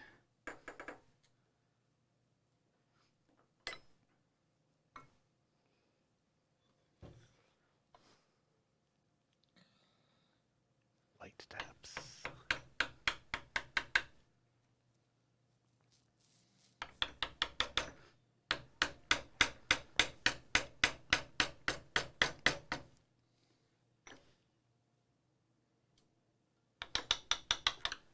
It always amazes me how clean of a cut you can get with a chisel. Chisels are nuts. The video that I watched, I wish I could remember who it actually was. It's in my favorites somewhere. He emphasized that, like, you really should learn your chisel skills because they're so powerful. And a lot of, like, power tools and so forth are really just sophisticated chisels. like a plane is just a chisel set at an angle. Oh yeah. And even a saw is just a whole bunch of teeny chisels, all going in one direction. A computer is really just a whole bunch of very small Okay, now chisels let's not go mad. all working together to chisel bits off of larger bytes. Yeah, I'm being very gingerful. I think I might need a little bit more saw cut there. This is one of the most delicate operations in the procedure, isn't it? Yeah, I think I got both sides right, and then the middle is a little bit low. See, like if I was good at this, I would probably just be like, just like hog all this stuff out instantly. But it's going. Just one smooth pass with the chisel. Yeah, I'm gonna go about halfway here, and then I'll come back, and come at it from the other side. And then we'll clean it up. Long stroke, I guess. So we'll do that.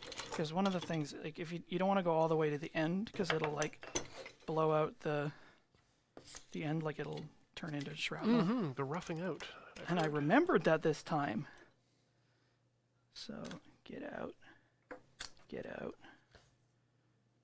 Yeah, you have to be aware of how you end a cut. Just as Yeah, like important as- the way wood behaves is a pretty big factor in how you do all this stuff. So,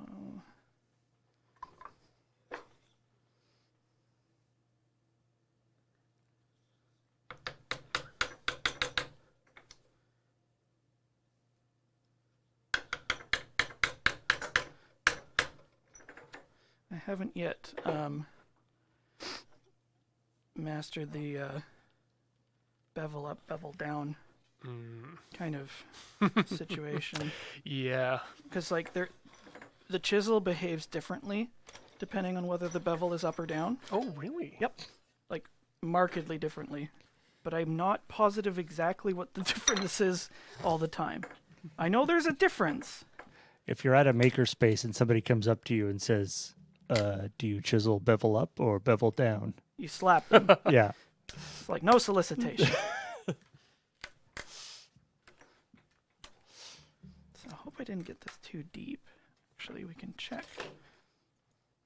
Because like what I'm mortified of is that I did this too deep. Excuse me. Oh no, we're good. We're good. I'm trying to. Then we'll have to like check on this. Like I feel like we might have to do some of these saw cuts a little bit more again. Although actually we might just be able to chisel them out. Mm. Do you find it difficult to make a straight area with a chisel? No, well, no, they usually do that. Yeah, I can just chisel like this. Carefully, carefully.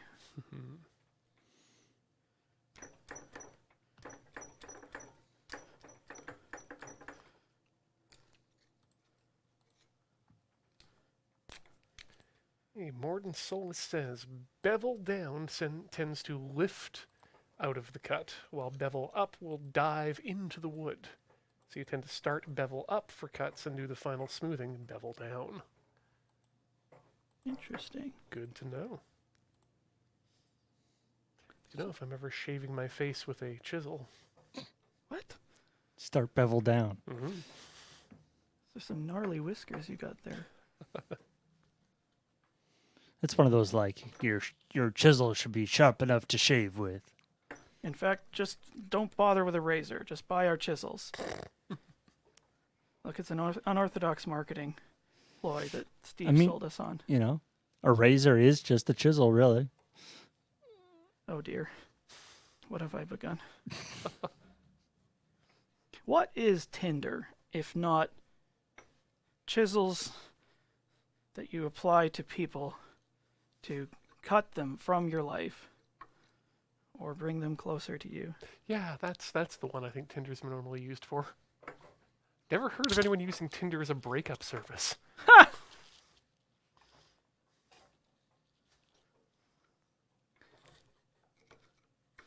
This is, I hate to say it, but this is looking kind of good.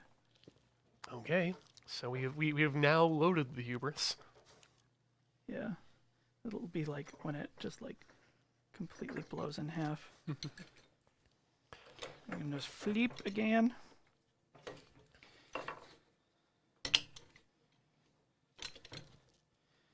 So I don't have a router plane to finish this up with, which would be the ideal tool for it. Because it would get a nice consistent bottom to this. Mm-hmm. But we can probably figure it out anyway. It's kind of scrapey. Yeah, just scrapey.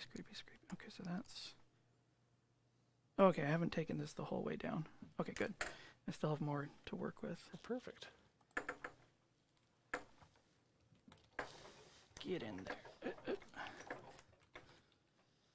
This is exciting and nerve-wracking. I always hate it whenever you're left with a situation where you've got just slightly less material that you need to take out than the tool is good at removing. Oh, there we go. That's perfect. Okay, so that's high.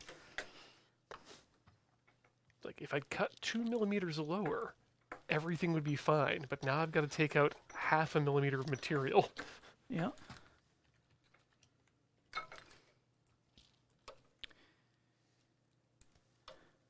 In case you're wondering what I'm doing here, I'm using the tail on the calipers to check depth of cut. One of the tricks of the caliper. It's so cool. Get yourself like one of these. They rule. Any kind. If you need to measure multiple things, well, the insides or the outsides of things. It's actually, like, no joke, being one of the most unreasonably useful things that I've had. And I know this has happened to all of us, but have you ever needed to find out if something is going to fit in the hole? Calipers are your friends for that. Like, even just taking it to the hardware store. Oh, yeah. Although recently I got a very nice little ruler from Universal Solder. That Universal Solder? yeah, they're my preferred supplier. Hey, Universal Solder, expect a call from me sometime this year. It's in good ways. But it's one of those rulers that's made of circuit board material and printed with the gold on the Is green. it actually like a Raspberry Pi? No, but what it does have are holes for all of the various common gauges in both millimeter and mils. Nice. It's got the pitches for solders. The 4 corners of the ruler are each beveled in a different calibrated amount. So you've got one at a 1 millimeter bevel, one at a 2 millimeter bevel, one at a 3 millimeter bevel. Just very, very handy for figuring out things with electronics, the sizes of things specifically. Why does it? I guess it's made out of circuit board material just because that happened to be that's a readily available material to More me. because it's used for generally used for circuit designs and such. Because a lot of the holes are with regards to wire gauge. Right. And so that's another one of the scales it reads on is the wire gauge plus the maximum safe amperage that can go through wires of those sizes. Also, it includes pads for various standard-sized surface-mounted chips and whatnot. So just, kind of a good way of identifying pads and sizing things. Neat.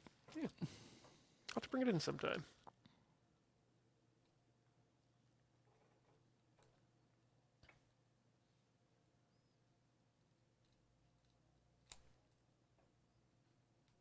Whoop.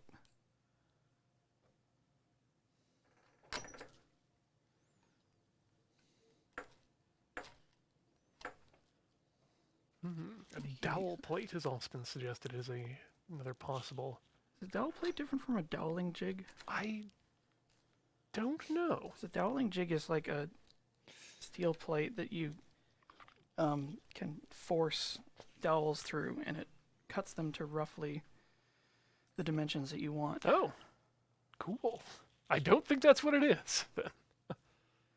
Oh, no. Spawn of Death there says exactly the same thing. Huh. Well, isn't that super? Whoopsie dongle. I don't know. I don't generally need too many dowels in my life these days. All doweled out. All doweled out and nowhere to put. No, I can see, yourself, Alex, with your woodworking, that some dowels would definitely come in handy. I like dowel. They're supportive. So now I think we can use this to, as long as I don't take anything off this face, or maybe I'll just use the saw a bit.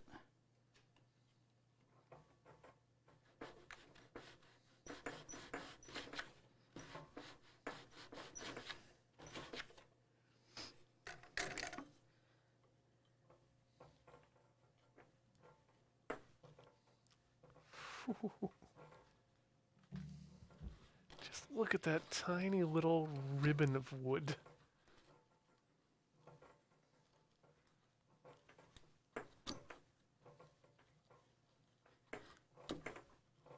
I'm sure this gets easier with experience. Well, and proper tables, too, let's be honest.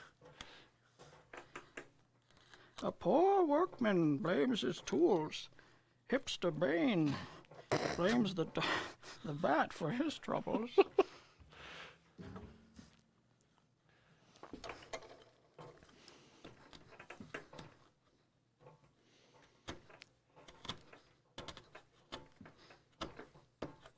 I mean, technically it's not your table, so I guess you're allowed to blame it. Oh, okay. Fuck this table. I'm sorry, I spoke out of anger. But he spoke correctly, so I'll give you that. The Buddha gives you that. The Buddha says fuck tables? You best believe that's what the Buddha says. That angle's good. Let's check the other one. It doesn't hurt to just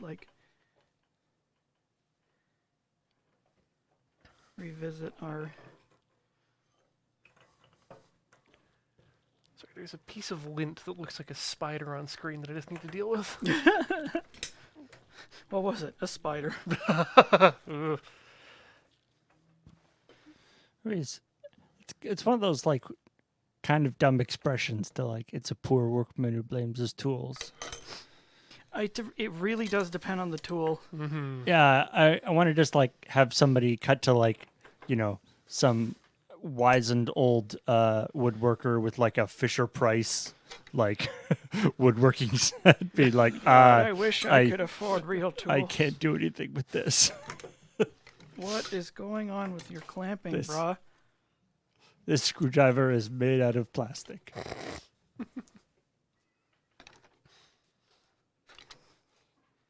Dang PVC Robertsons.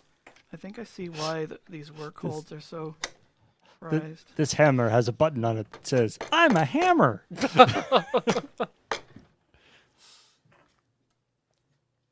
Can we fix it? No, we can't.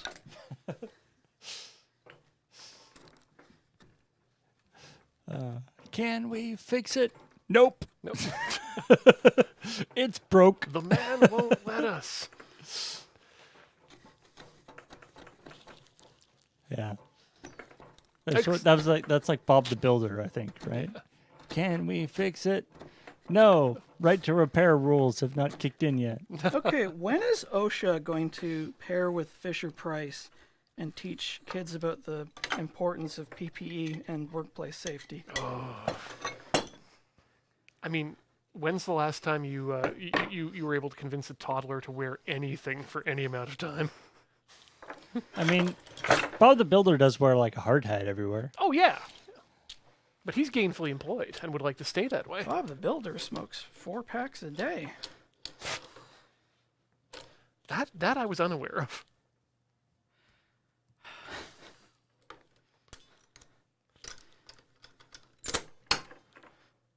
Okay, where was I? Ba-doop boop boop ba-doop boop boop boop boop boop boop boop boop.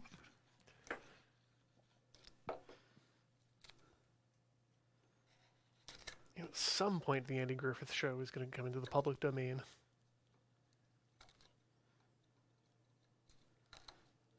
Then our time will come. Mm-hmm. The long-awaited Andy Griffith Guide in.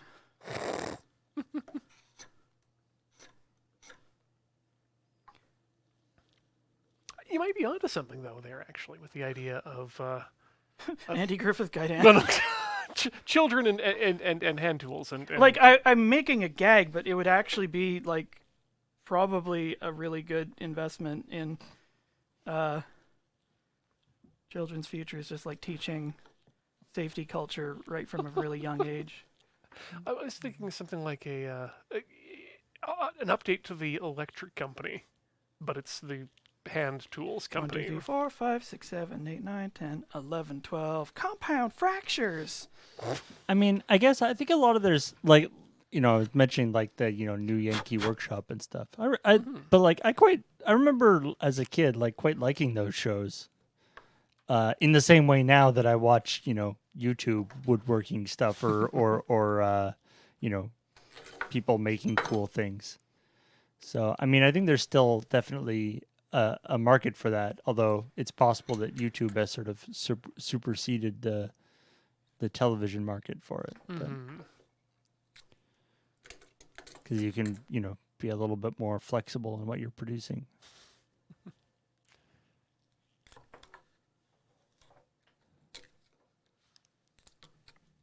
Yeah, a lot fewer regulations in terms of user-generated content online. That's true.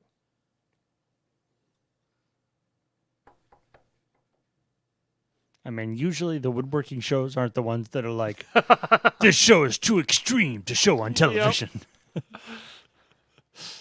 We'll be using the forbidden techniques. You ever see a man make a dovetail with just his teeth? Well, coming up on today's The Electric Company. It occurs to me I don't actually know what the Electric Company was as a show. It was kind of like a Sesame Street for teens. Okay. And preteens. Preens. Yeah. Fence. Yeah, I don't think I ever watched that either.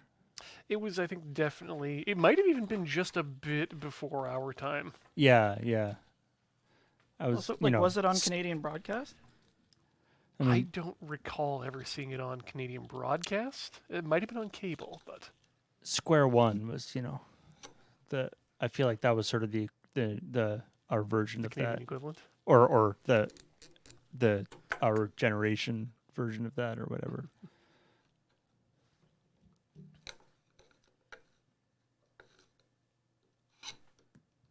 Yeah, we kind of grew up in the Reagan era of television when things were allowed to be advertisements. Not quite as bad as like cigarettes are healthy for you that you get in like the 50s. Yeah, not quite. Stimulate your T zone. T for tuberculosis. I've never heard of it called the Reagan era of television. I think I've only recently started hearing that phrase a little bit more. And it was mainly due to his changes to the broadcasting code, which allowed for advertising to children.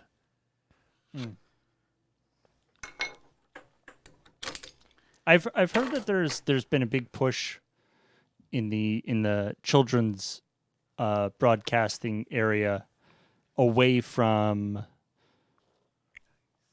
stuff like, I would say like stuff like sort of Sesame Street and Mr. Rogers and the sort of towards more sort of, I guess, things that are sort of explicitly teaching, as opposed to things that are just sort of trying to get kids like kind of excited about the world and knowledge in general, as opposed to specifically teaching like this is the whatever times tables. Yeah, it's Which I don't know.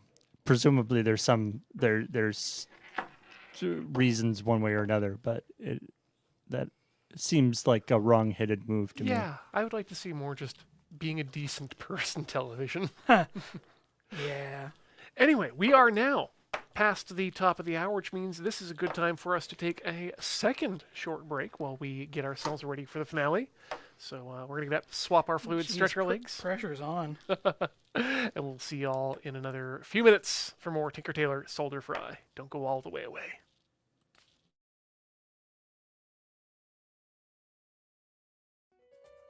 Welcome back to Tinker Tailor Solder Fry here on the mighty Loading Ready Run Video Entertainment Network.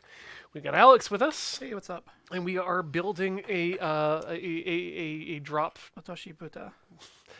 Yeah, a drop pig, I mean, technically, that's correct. which is it's a lid that you use to keep food under simmering liquid in Japanese cooking, and we're working on a dovetail join. We're making the tongue. Or I don't actually know which part is named what. I technically hear tongue in groove in that case, so my guess would be that the groove would be the groove, and that would be I've the tongue. also heard that like this one part is called a socket. See, that seems odd, although I guess, yeah, technically it could be a socket. Trench.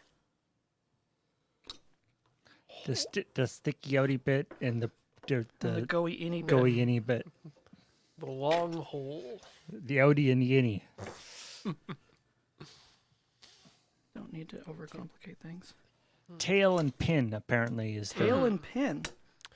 But we've been making some fantastic progress so far. Thank The channel has been cut and mostly cleaned up. Yeah, it looks not too shabby. So and- now I'm gonna work on the pin. Yeah, so just Wait, before- which one's the pin? Which one's the tail? yeah. It's a yeah. At least like the yeah. At least on the other names, it's clear which one's which. Yeah, I wanted to point out before we got too far into it that Alex had his 15-degree jig out just before we started broadcast here. Yeah. Rules. And You can't say that on the air. What? turns out you can use that for marking the tongue on this bit that's being worked on right now.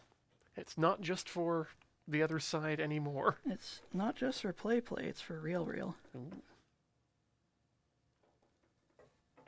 Oh, don't tell me you're going dull already. Oh, you bastard. Do I have another sharper chisel? The pin goes in the tail. So The you, tail is the part that looks like a dove, but yeah, that doesn't make wait. pin goes into the tail goes on to the donkey. Which one's the mummy? Leg bone. Mm.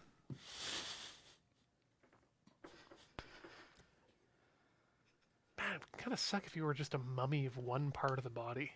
Although Osiris, yeah. What? Oh yeah, there was that time he got his dick stolen.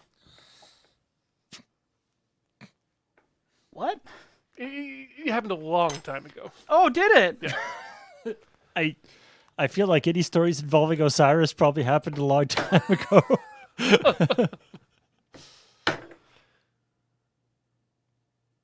Oddly enough, I believe it was his wife so that he couldn't come back to life.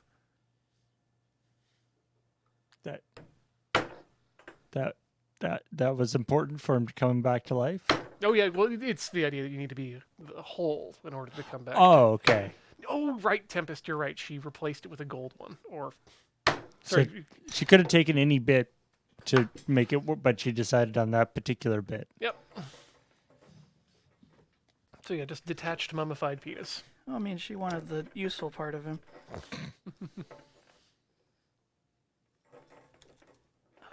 Come on. I need to be careful that I don't force this, because the last thing I want is a mostly sharpened chisel going somewhere that I don't want it to. Oh, yeah, no. That's scary. Dull tools, dull bladed tools, much like dull kitchen knives, are more dangerous than. Because you have to apply more force Yep. to get them to cut. And hence, Mythology is indeed weird. you don't say. Wait, did Set steal it from his wife? Is that a whole other thing?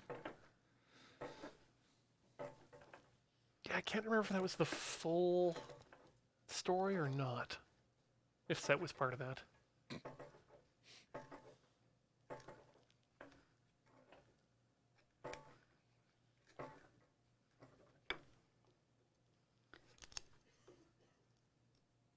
Needless to say, my childhood obsession with Egyptian mythology did not continue into adulthood. I was always really big into Greek mythology, or just I'm big into I'm big into sort of mythology in general. Yeah. I find it Cool. quite fascinating, especially the way different stories sort of migrate and come up from different places and things, and the way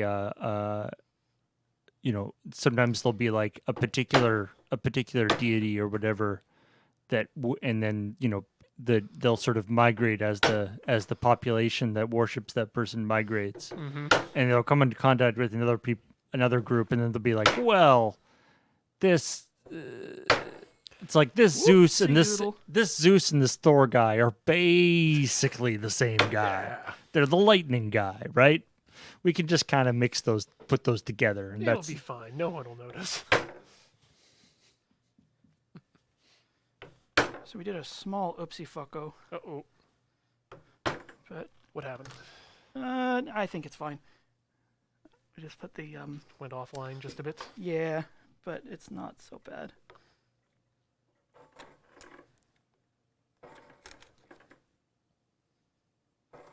There we go. There's one of the Crash Course mythology series that Oh, I believe I feel like Osaka now. one of the brothers Green did. Forget which one, but it's excellent. I had a similar moment on Monday on Jackbox, not knowing which green did which thing, so you just put them in order. Hope for the best. And yes, I see your Osaka and recognize. So I have a kind of silly problem. What? I need I want to cut this square, and I don't know if I have a piece of wood. Well, that's like square-ish. Oh wait, is this? Yeah, that one's been. I think that one's a raw edge. Yeah, I think Chad is right that it was Hank. Mm. Yeah.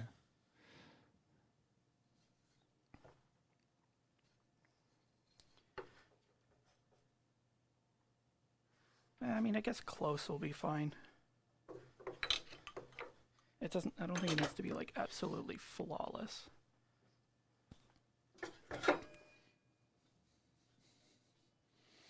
Or you're just gonna try and go straight down. Yep. Ooh boy. Yep. That's about it. Mm-hmm. Just gonna go straight down.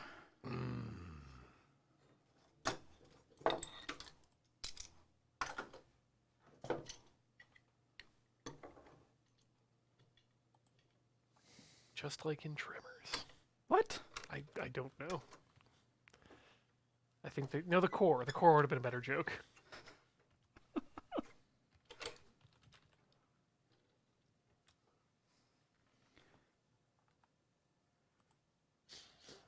Such a strange movie. The Core? Mm-hmm. I have I not haven't seen it. either. Yeah. Oh, don't. I mean, I've seen I feel like I have a general idea of it just from sort of trailers Like and cultural osmosis. yeah. It's like the core is gonna stop spinning or spinning too much or exploding or not Yep. exploding or something bad's happening, and then they have to like have a drill thing that goes down They gotta have and puts a bomb in it or something. gotta make a magma submarine train somehow. Cool. Was it the movie with unobtainium? That would be James Cameron's Avatar, That would be that'd be Avatar. which has a sequel now.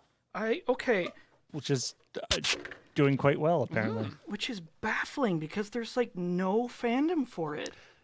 I wouldn't say that. Okay, well maybe that's where we've gone astray, is that like we assume that something needs a fandom to exist. Whereas like it's probably the movie that like all the regular people watch. Because like, oh man, the big blue aliens rule. I mean, it kind of came into focus for me when someone pointed out that this is exactly what all us nerds have been clamoring for. We want new IP. We want new stories that aren't just a comic book sequel.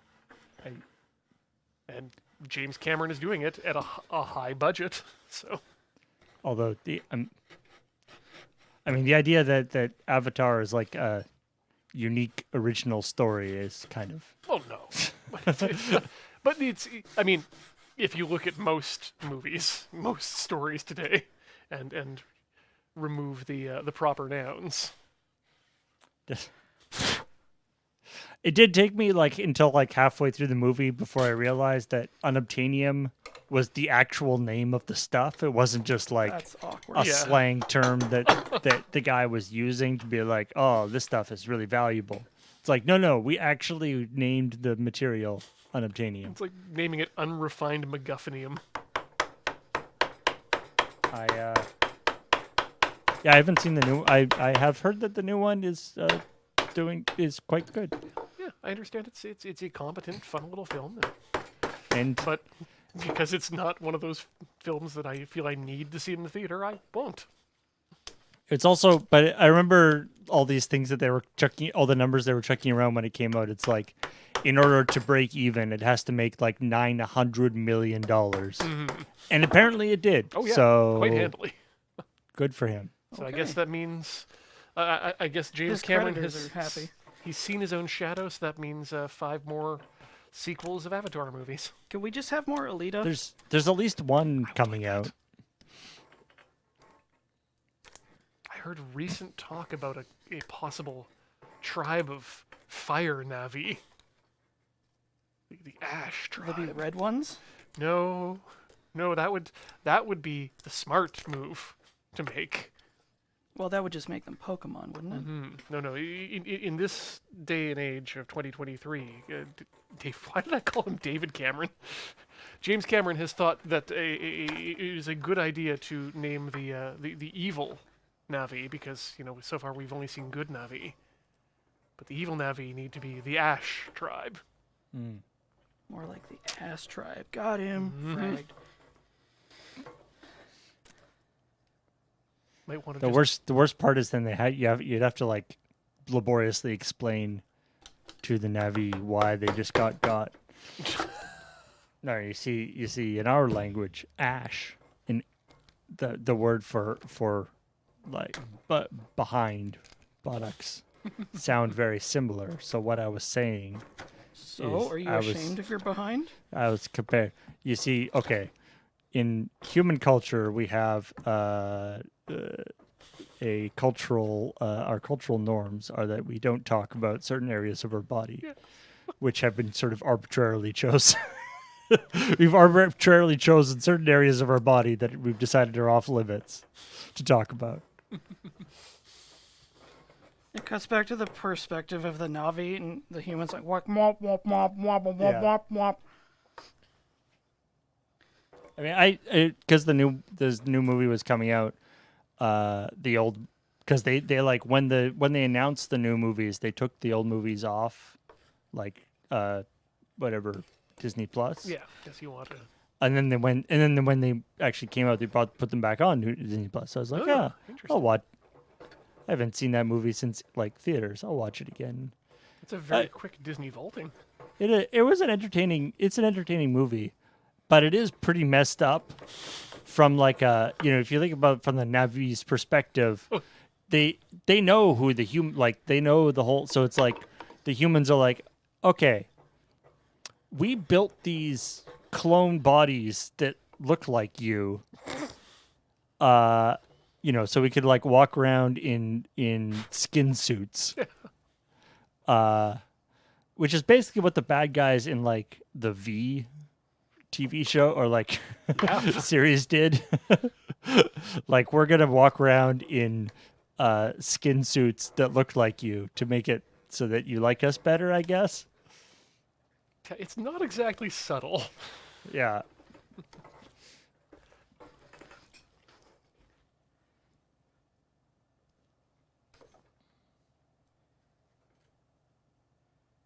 Tap it out. Just tap it out.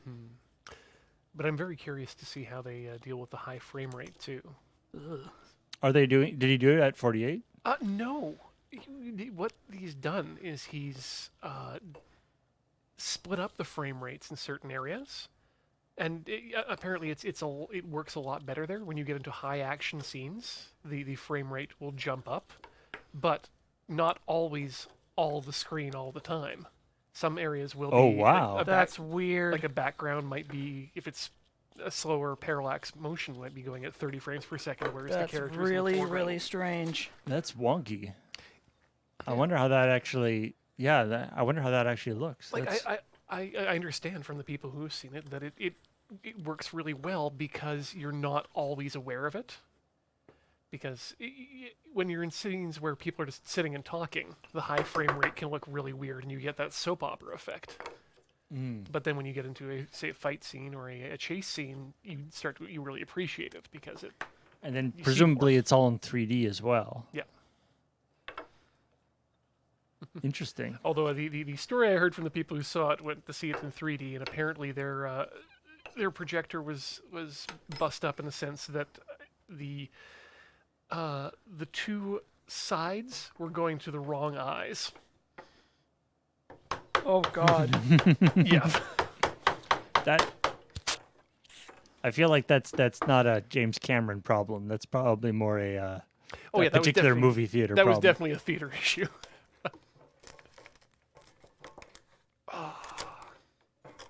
Yeah, Nigoki, it's a lot like Japanese animation in that sense, in that they don't always respect the need to have a frame every X number of seconds. I mean, yeah, like I was quite fascinated by like The Hobbit at the 48 frames. It was sort of fascinating with how it affected the perception of the Yeah. movie and there's the whole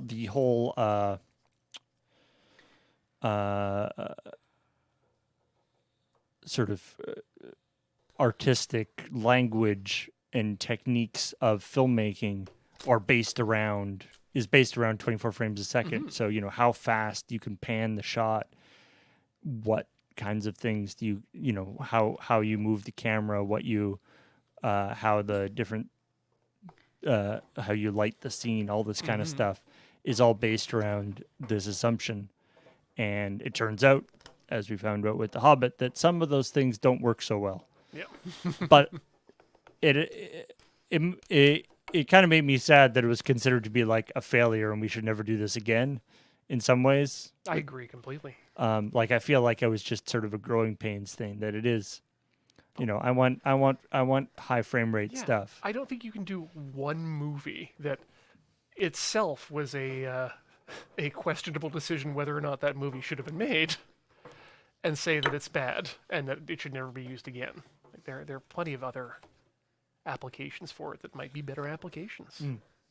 What I find really interesting is I'm also a big fan of just 24 frames per second in movies, just because I like the look of it, and it's because it's grown up what I've grown up with, and it as you say, affects the language of film.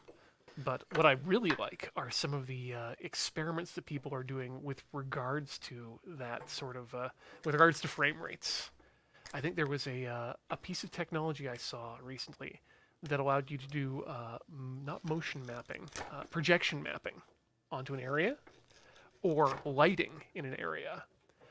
And you time the refresh of the lights with a multiple of the refresh of the camera. And what you end up with is the same scene once you balance it back down to 24 frames per second. One scene in full daylight light, and another scene in night, or one scene with this projection mapping, which makes the room look this way, and one. Oh, that's so weird. And yeah, and you can just flip back and forth between them like you did with those It's depth of field cameras. it's like that thing where you take a weird object and spin it, and strobe a light at the exact same frequency, Like a zoetrope, yeah. and then you can have a thing that's sort of moving. Exactly like that. Well, if you break it down into subframes, you can hide things that you don't want to see. Big dick. Yeah, like just only show your dick on twos. I'm glad I got my first Fight Club reference of 2023 in.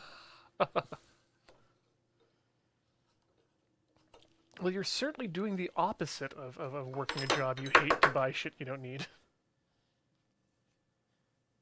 Just make the thing you need. Yeah, the big thing that I found with the Hobbit is it made it look, which is, I mean, it's odd to say because of course it's got these amazing special effects and it's ginormous on the screen and stuff, but it made it look like a play almost. Like it made it look more like a thing that was really happening rather than a movie of a thing that was happening. Yeah, that's part of the effect. God, what soap opera effect? That's it. Which I quite liked in a lot of ways, but yeah, a lot of there was definitely some issues with like camera movement and things that were not great. Mm-hmm. Oh! Is it going in? It is. Is it staying in? No. Well, no. It's normal for it to be. I feel like there's a move in like an anime or something where somebody makes the like groove part of the dovetail and then just takes the other piece and just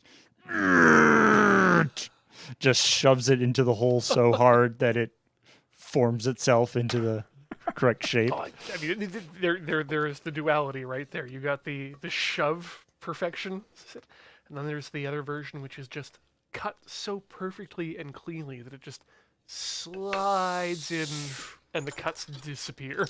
Right. The like EDM. that pen that you have. Yeah. It just goes. Yeah. Whereas Alex says EDM, which is not electronic dance music. Well, it is, in but- this case, but Oh right, yeah, those the wire machining with the electron they disposition. make those machining? they have made that like cube that Oh yeah. is made up of like puzzle pieces and it completely disappears. That's amazing. All of them are beautiful.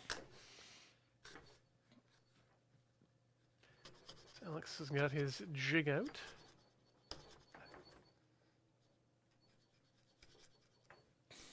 And making perfect use of this this bench.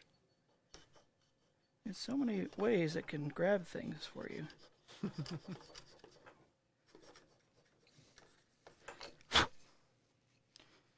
Ooh, we got the other side to do there too. I'm gonna adjust the camera. This tapered side is going to be a lot harder to.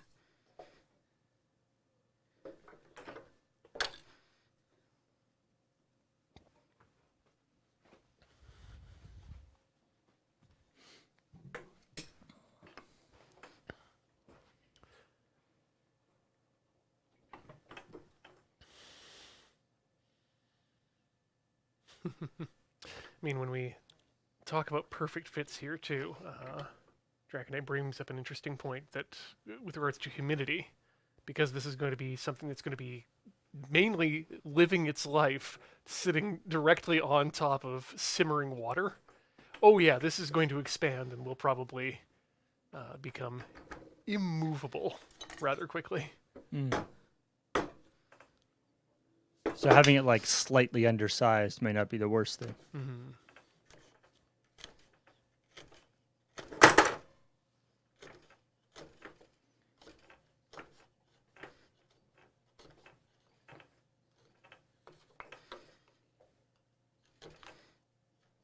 I don't know if my chisels are dull, which is why you're getting like a lot of this like gnarly finish on a lot of stuff. It could also be my technique.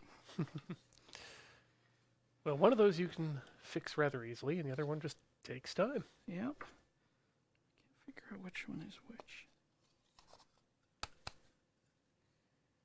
Interesting. Something's binding up there. Yeah.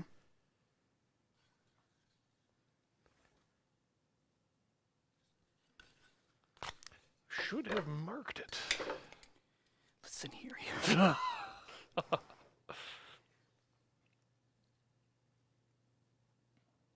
That's something for you at home to try then. If you do this, make sure to mark which end is the wide side. Yeah, that would have been smart.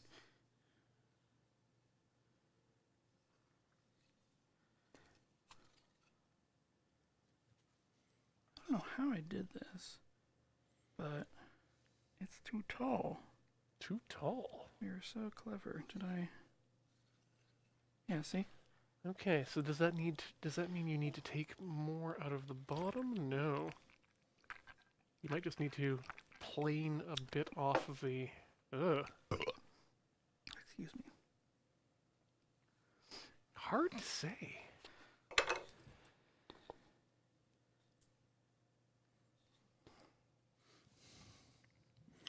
Or, hear me out, add a second one, and then you can make a wooden model of the Enterprise.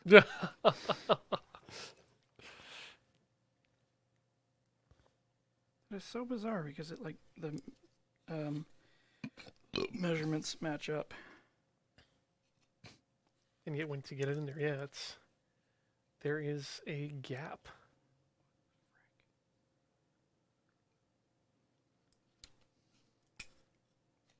Wait, this is the narrow side. Wait, no.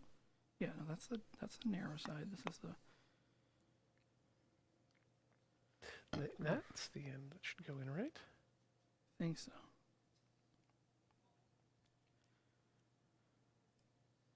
This narrow side does not look narrow enough.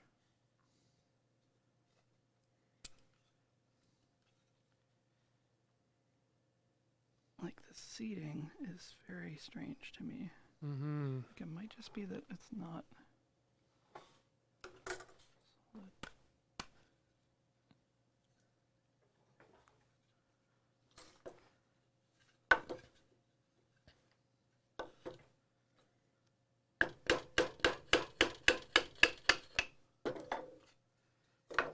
Because I'm assuming it should slide smoothly. It should slide smoothly till about an inch from the end and then get tight. Mm. Oh, so the idea is one side of the joint is a little narrower so Exactly. that it wedges itself. That's where the sliding part comes in. Let's clean this up just a bit. Can I actually get in there? Can you like put something on the joint so that you can see where it's actually like wedging itself? Maybe. I mean, you could just mark it with the.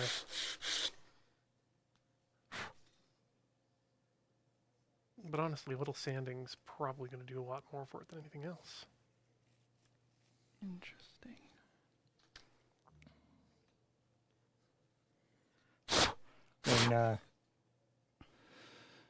When Ben got those See, this actually still looks pretty good, so I don't think the problem's here. when Ben got those like Space Hulk wall pieces for the kill team, Yeah. he and I spent about an hour sanding them because none of the sort of not dovetail joints, but the Tongue and groove. tug and groove type joints on them fit very well. So we had to go through and sand a bunch of them to get them to actually like go into where they were supposed to go. Still pretty tight. And they're still very tight, and also are not interchangeable, which is really stupid. Yeah.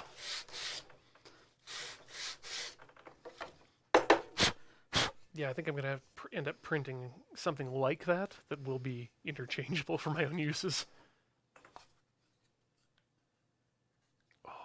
Well, we got it halfway. Oh, wait a minute. Oh. Is that... Look down that channel. Mhm. One side of the bottom is lower than the other. Yep. Yeah, this is why I wish I had a rudder plane. Is because then I could, like, true up that... Yeah. So you're saying like the bottom of the groove Yeah, is the right- bottom of this groove in here is, like, uneven. And the right side, it looks like it needs a bit more cleaning up at the point of the bottom. Whose right side? Your right side. you're facing the same direction. You're right, the right sides of the same.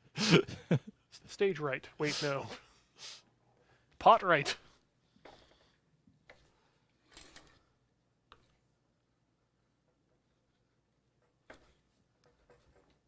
So I think this is just, like, the fine-tuning Yeah. part of the exercise. Very close.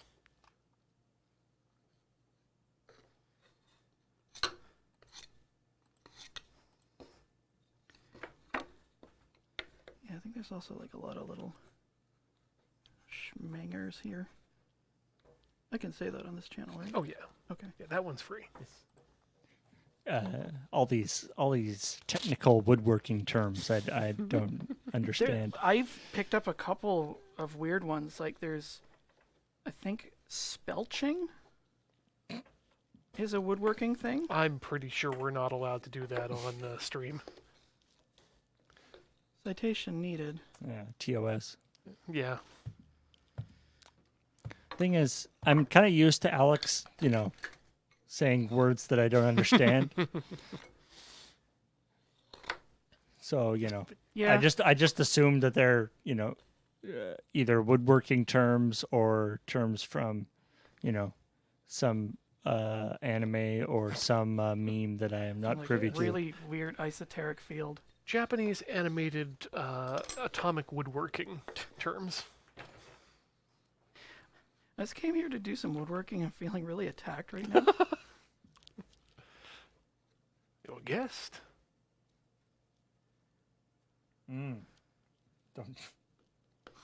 Whoa. Don't forget to back butter your joint. I beg your pardon?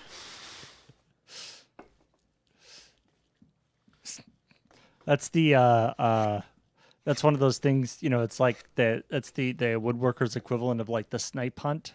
Like with the new apprentice, they go, oh, this groove is or this joint is really stuck. Hey there, Timmy, go in the back and get the back butter. We gotta. I had a vice principal back in junior high who had me out looking for a sky hook. I never forgive them. Apparently, when I was in university, That fit is better. my roommate or when my husband was in the chef program, and apparently their favorite one was to get a guy to go get the souffle pump. It's pretty Is that good. to safely? if the souffle fell. I gotta safely reinflate your souffle. The other thing I sort of honked up was this being a little overlong. That So- probably. Oh God, yes. No, that absolutely would change your angle of your taper. Just a little bit, yeah. No. That's fine. So I'll just start paring this away. Just a little bit at a time. With my nice sharp chisel. That's the important part.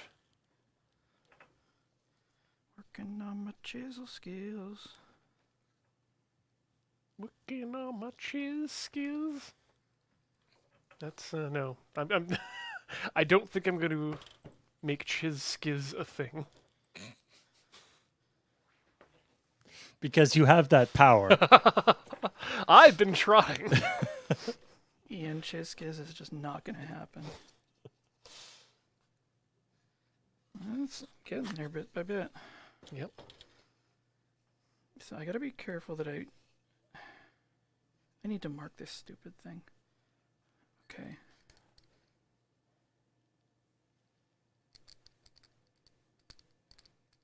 It's the small end.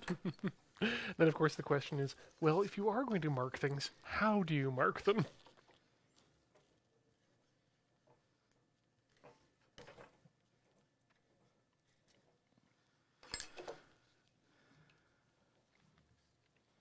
Looking for some hot shot. I think that's a high spot. Think you might be right. Looks like a high spot. So, I mean, Alex, is this primarily, YouTube videos and self-taught kind of stuff? Oh yeah. Was that like I know you have been doing work at the makerspace? Was there some kind of There is sometimes little bits of knowledge and tool sharing that goes on there. nothing? No, there's no sort of formal classes or Nope. anything, though. I don't think so. There's sometimes like checkout workshops where it's just like, so you want to learn how to get degloved by a lathe. Right. The Well- more sort of like safety. Well, it's also just like, how do you use this thing? Right. So that you then are sort of qualified to use it. In air quotes. Anyway, Wow. yeah. I think. Have you found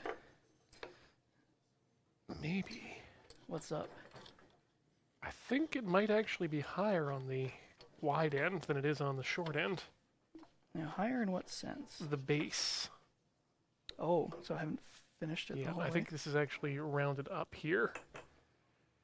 I could believe it. Not just a hair.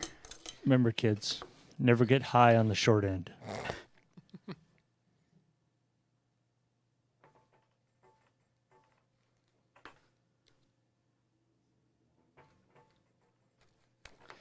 This is the problem with having like my markings on On the part that you chisel away. no on like uneven surface.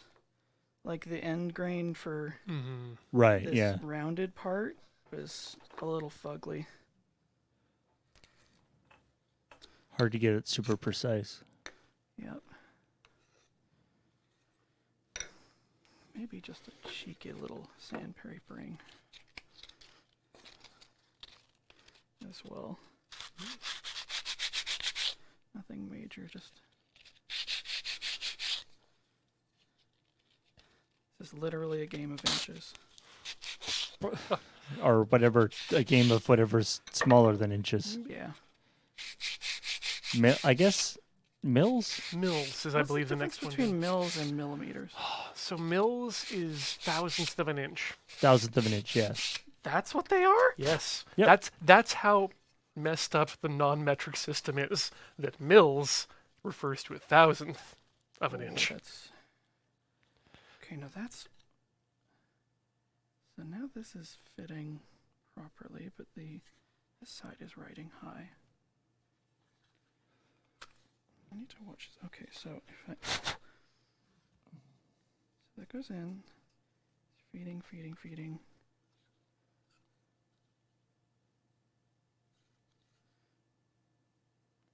Right. Thou also Oh. for thousandths of an inch. Yeah. No. The Uh, center is a little bit...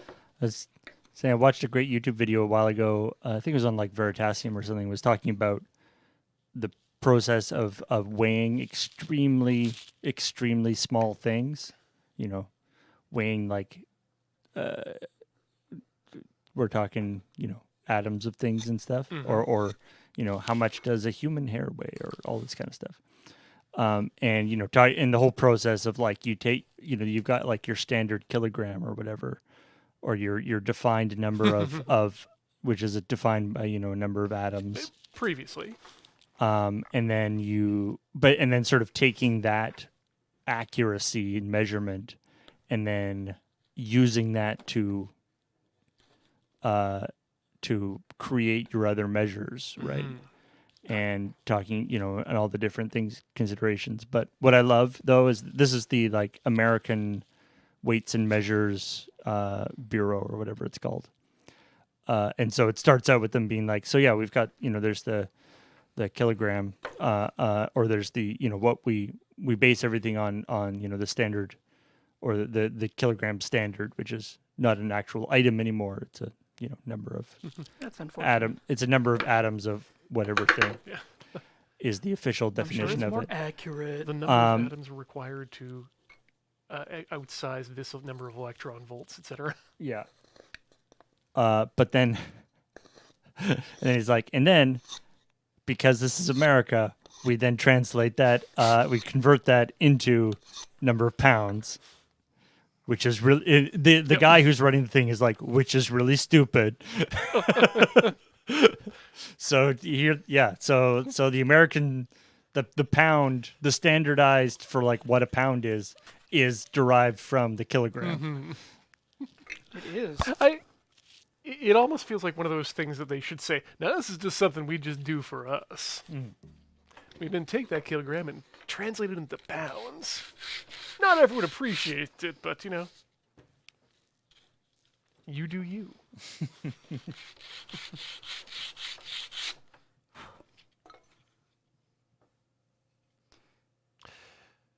Chess coming in saying the reason why thousandths are named mils is because it's short for mille, the Latin for thousand. Yep. It's also where like CPM for Oh yeah, cost Cost per per thousand yeah. impressions in advertising. advertising comes What? from. Yeah. Yep. That's messed up.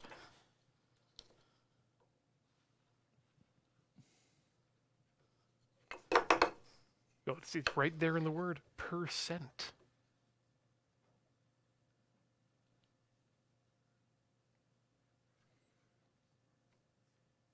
But yeah, a millimeter being 1/1000th of a meter. I do like that. And no Arclight Dynamo, not CP/M, the operating system. No one can explain that.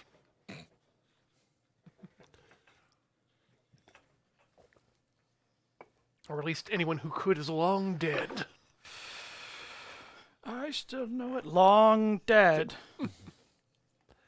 Cha. If they know what's good for them. God, I feel like we're going to live long enough to see the Unix epoch freak out, right?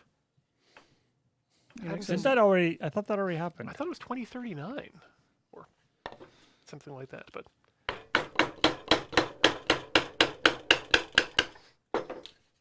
I don't know. There seems to be a variety of different freakouts that may or may not happen.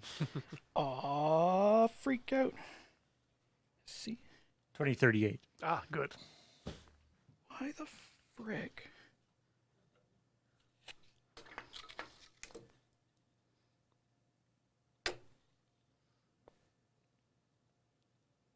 Oh, I should give a little update on my toaster too while we What? dial this in. Whoa, that's a fucking high spot. Pardon me. We found something. Okay. Oh, the toaster I'm using, the Sunbeam automatic beyond belief radiant control toaster. The ones that do not contain a lever because it uses the power of expanding and contracting springs to raise and lower the toast based on the heat of the toaster. Turns out my toaster was broken and I didn't know why it wasn't working. And no amount of adjustment of the well-known toast lever, nor the secret toast lever underneath would fix it for me. And I ended up having to go through the whole thing doing a full continuity test. That's when I discovered that thermal fuses are a thing that exists. Ooh. Yeah, they're literally just fuses that are in line to a wire that stop once you get to a certain temperature, or just for whatever reason, sometime because they're a part that can fail. So is it like a piece of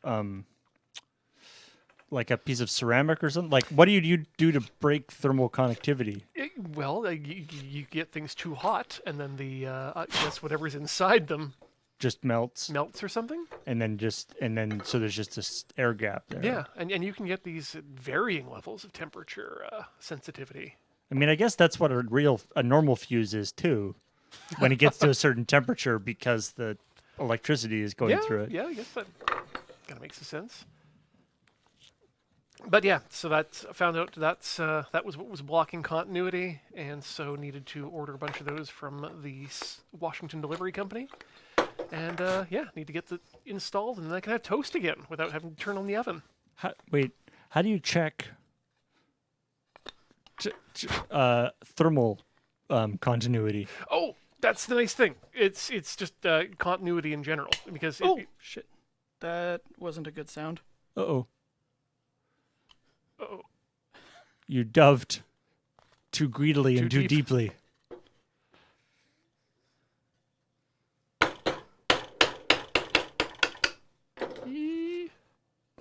who's got the crack?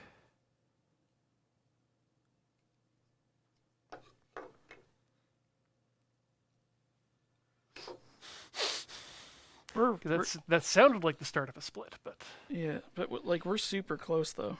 yeah. Anyway, it's you can just test them with a continuity meter because what happens is when it gets to the temperature, it stops electricity from going through. Oh, okay. But until it gets to that point, much like a fuse, the electricity passes through uninhibited. Uninhibited? Uninhibited. Much like a fuse. Yes, uninhibited. I'm afraid you're carrying too much man meat. You're unhindered. Unimpeded, thank you. Come in, kind soul. Unhimber yourself. Okay, now that's a word that's going to catch on. I hope so.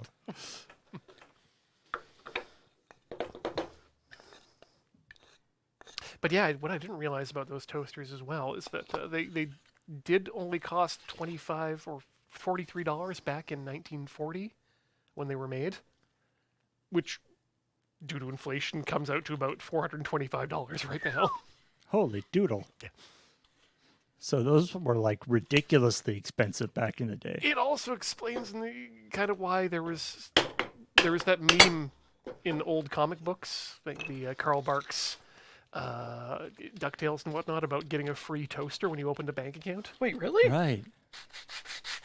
Oh yeah, it was the big. I remember at least 3 separate comic plots that revolved around getting a free toaster.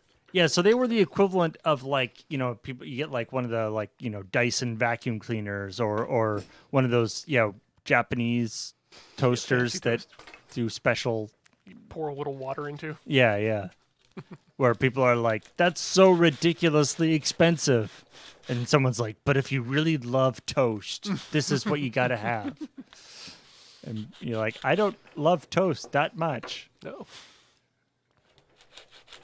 Someone on Mastodon did ask me if it makes better toast, and the thing about this one is it actually does. It's measuring the temperature based on the exterior temperature coming off the toast, rather than time or anything else. So, Right, yeah, because usually it's just like it is usually temperature based, but it's just based on like a coil that heats up at a certain time. yeah, I mean, most of them are bimetallic strips. A lot of the new toasters today are based on 555 timers, believe it or not. So Don't even know what those are. they're just a little chip, a single chip that provides timing, and you can do a lot with them. Keep making that noise, and it keeps scaring the shit out of me. I find that I feel like unless you are getting like a Sunbeam fancy thing, like a normal level of toaster, I feel like there isn't a whole lot of difference between like a, $15 one and whatever, like, Yep. Yeah, really, the feature that you want most is a high wattage, because it means you can pump out more power into it, and it takes less time to make the toast, theoretically. Right. And I guess if you want to have like, I guess bagels or wide toast. So there's 2 reasons why I can't use bagels in my toaster. One of them, of course, being that it's they are too wide to fit in the slots, but mostly because the area where Was the sensor in the hole? yes, the sensor is exactly in the hole. That's Oh, amazing. no. No, I'm still hearing it. I don't know where it is. I think it might be there. Yeah, I think my eyes are still pretty good. Oh wow, yeah, I can actually see deforming. Oh, is it like flexing? Yeah, it's cupping. Now, I'm trying to diagnose what. Oh, hell. Ah, okay.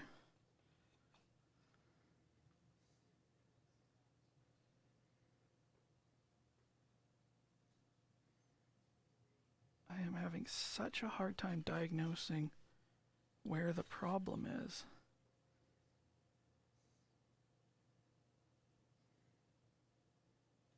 Yeah, at this point, I wonder if it's that the sides are too narrow. I kind of want to take a little bit off the bottom here. Just, I'm curious. Let's do that and let's see how that goes.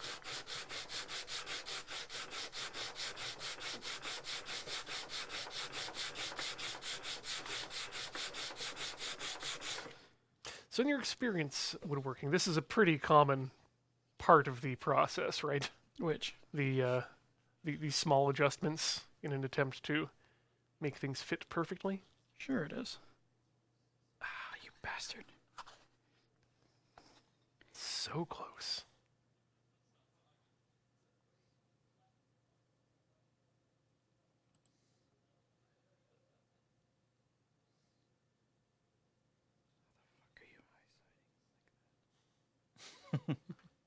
See, now if we were machining, this would be a lot easier because we could just apply some paint and kind of ram it in to see where it starts scraping off.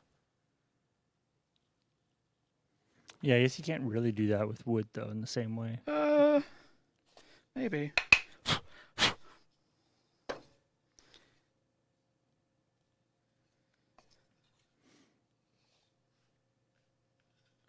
We got it like 3/4 of the way, but like the fit is all messed up.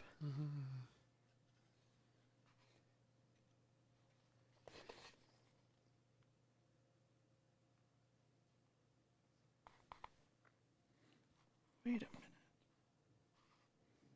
Is that another freaking high spot? Oh no. There will always be another high spot.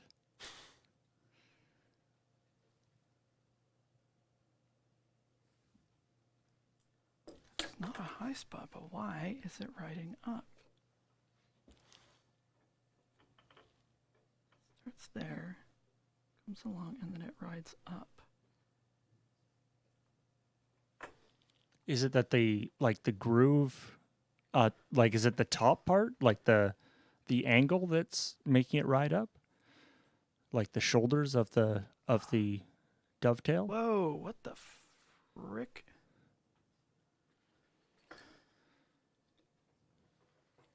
There's like peaks and valleys.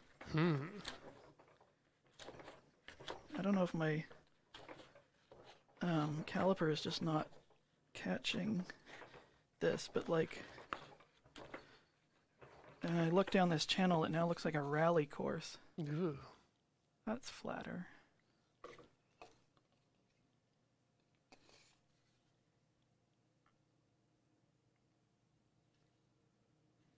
Careful.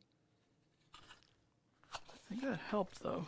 Yeah, that definitely looked like it got in there a lot easier. Yep, I think I'm going to make my next project make a router plane, because that would make this entire process way better.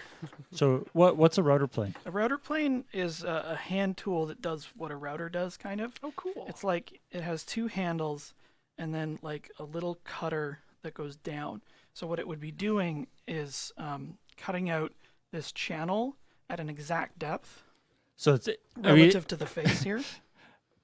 I mean, not to continue the meme, but it's essentially It's a chisel. It's essentially, but it's a chisel, but sort of a chisel locked into a frame, so that it stays. It's a down and around the corner chisel. So it stays in the exact right orientation. Yeah. in relation to the wood. Yeah, I mean that's all chisels, but this one approaches from a particular angle that makes it good for like cleaning up the bottoms of stuff like this. Where you want it to be specifically very flat.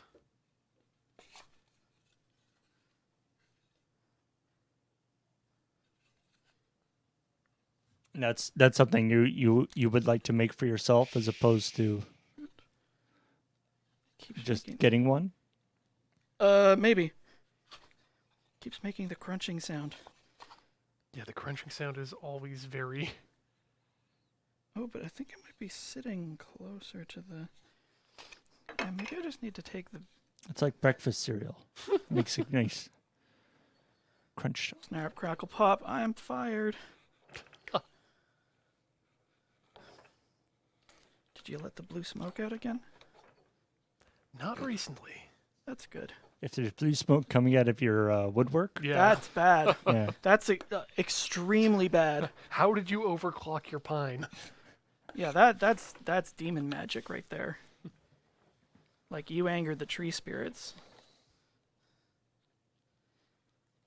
You have tapped into the source of the blue smoke, which you should ought not to have done.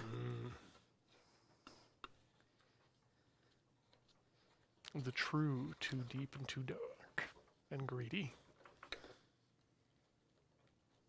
Which leads me neatly to bog oak. Oh man, do I ever want some bog I oak? kind of want to make something out of bog oak and bog iron. Are we at the stage where people are like just putting whole things in bogs in the hopes that then, in 10 years they have bog loaf? Maybe. I mean, like, I've seen a lot of stuff. I mean, like whiskey production, for example, is Like the quite demand, like bog oak is super cool, but I feel like the demand for it has got to outstrip like there can't be that many trees in bogs. I think you need a little bit more than 10 years for bog oak Yeah. to properly Ian, form. why don't you tell the viewers what bog oak is?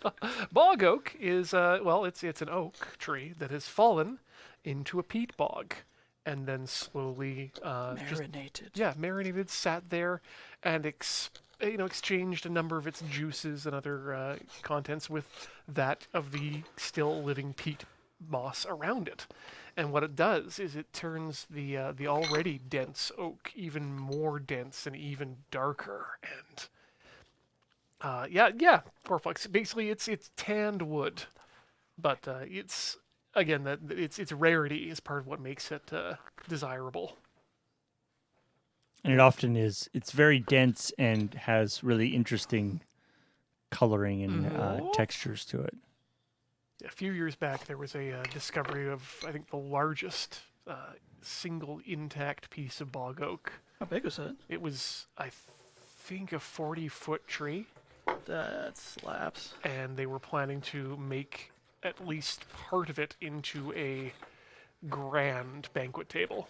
I was gonna say they can make so many sets of dice out of that.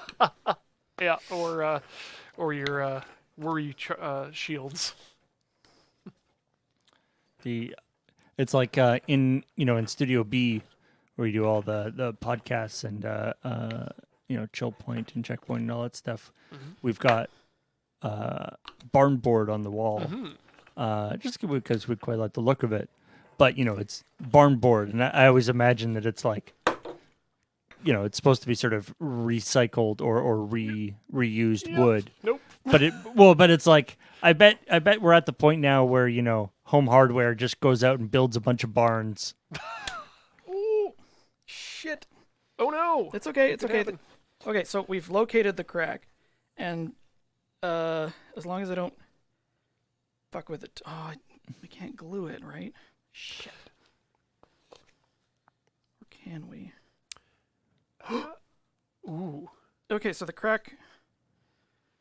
With the crack, it is it's fitting, but that's not ideal. No, that's not what you want, unfortunately.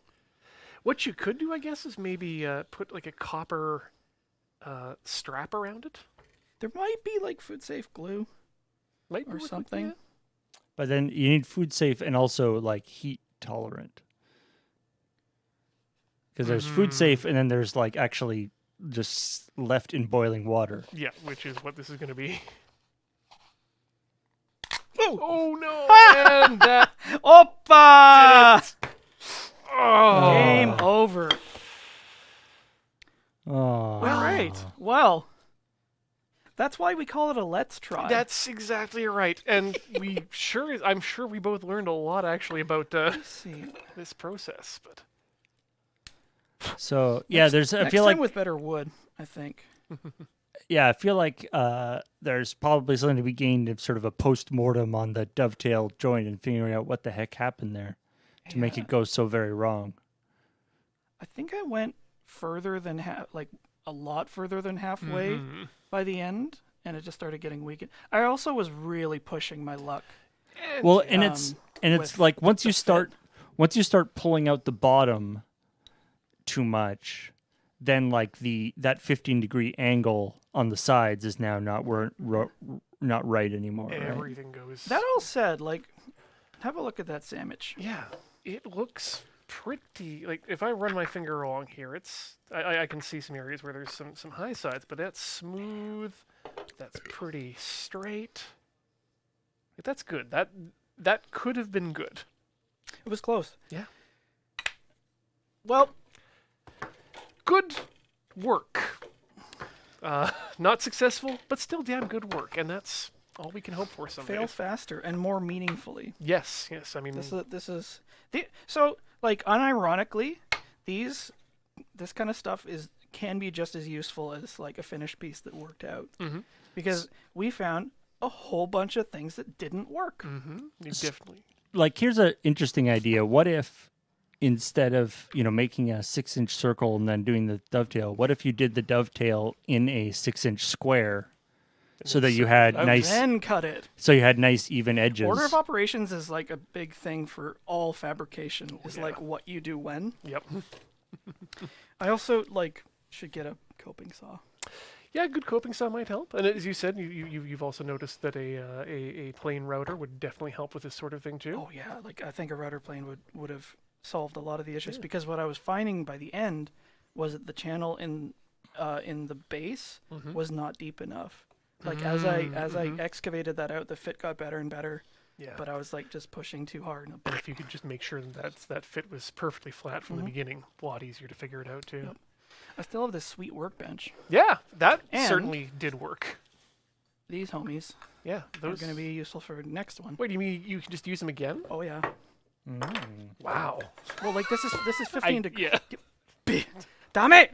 I guess we know who's the bookie. Oh, that is fantastic though. Yeah. So that's going to do it for today for Tinker Tailor Solder Fry. Thank you so much, everyone, for watching. If you like what you see, you can go check out more right here, probably where you're watching, at youtube.com/loadingreadylive. We also got a lot of stuff over at youtube.com/loadingreadyrun and loadingreadyrun.com. We'll get you links to all the great shows and all the things we do in the various places where they live. Don't forget in to... the place where you watch. Don't forget to online. check us out over at patreon.com/loadingreadyrun to help us keep the lights on. And of course, you can see all the new shows as they happen over at twitch.tv/loadingreadyrun. So once again, for Alex Hi. and myself, thanks so much for watching tonight. Ever forward, learning out of spite. Unga bunga. Good night.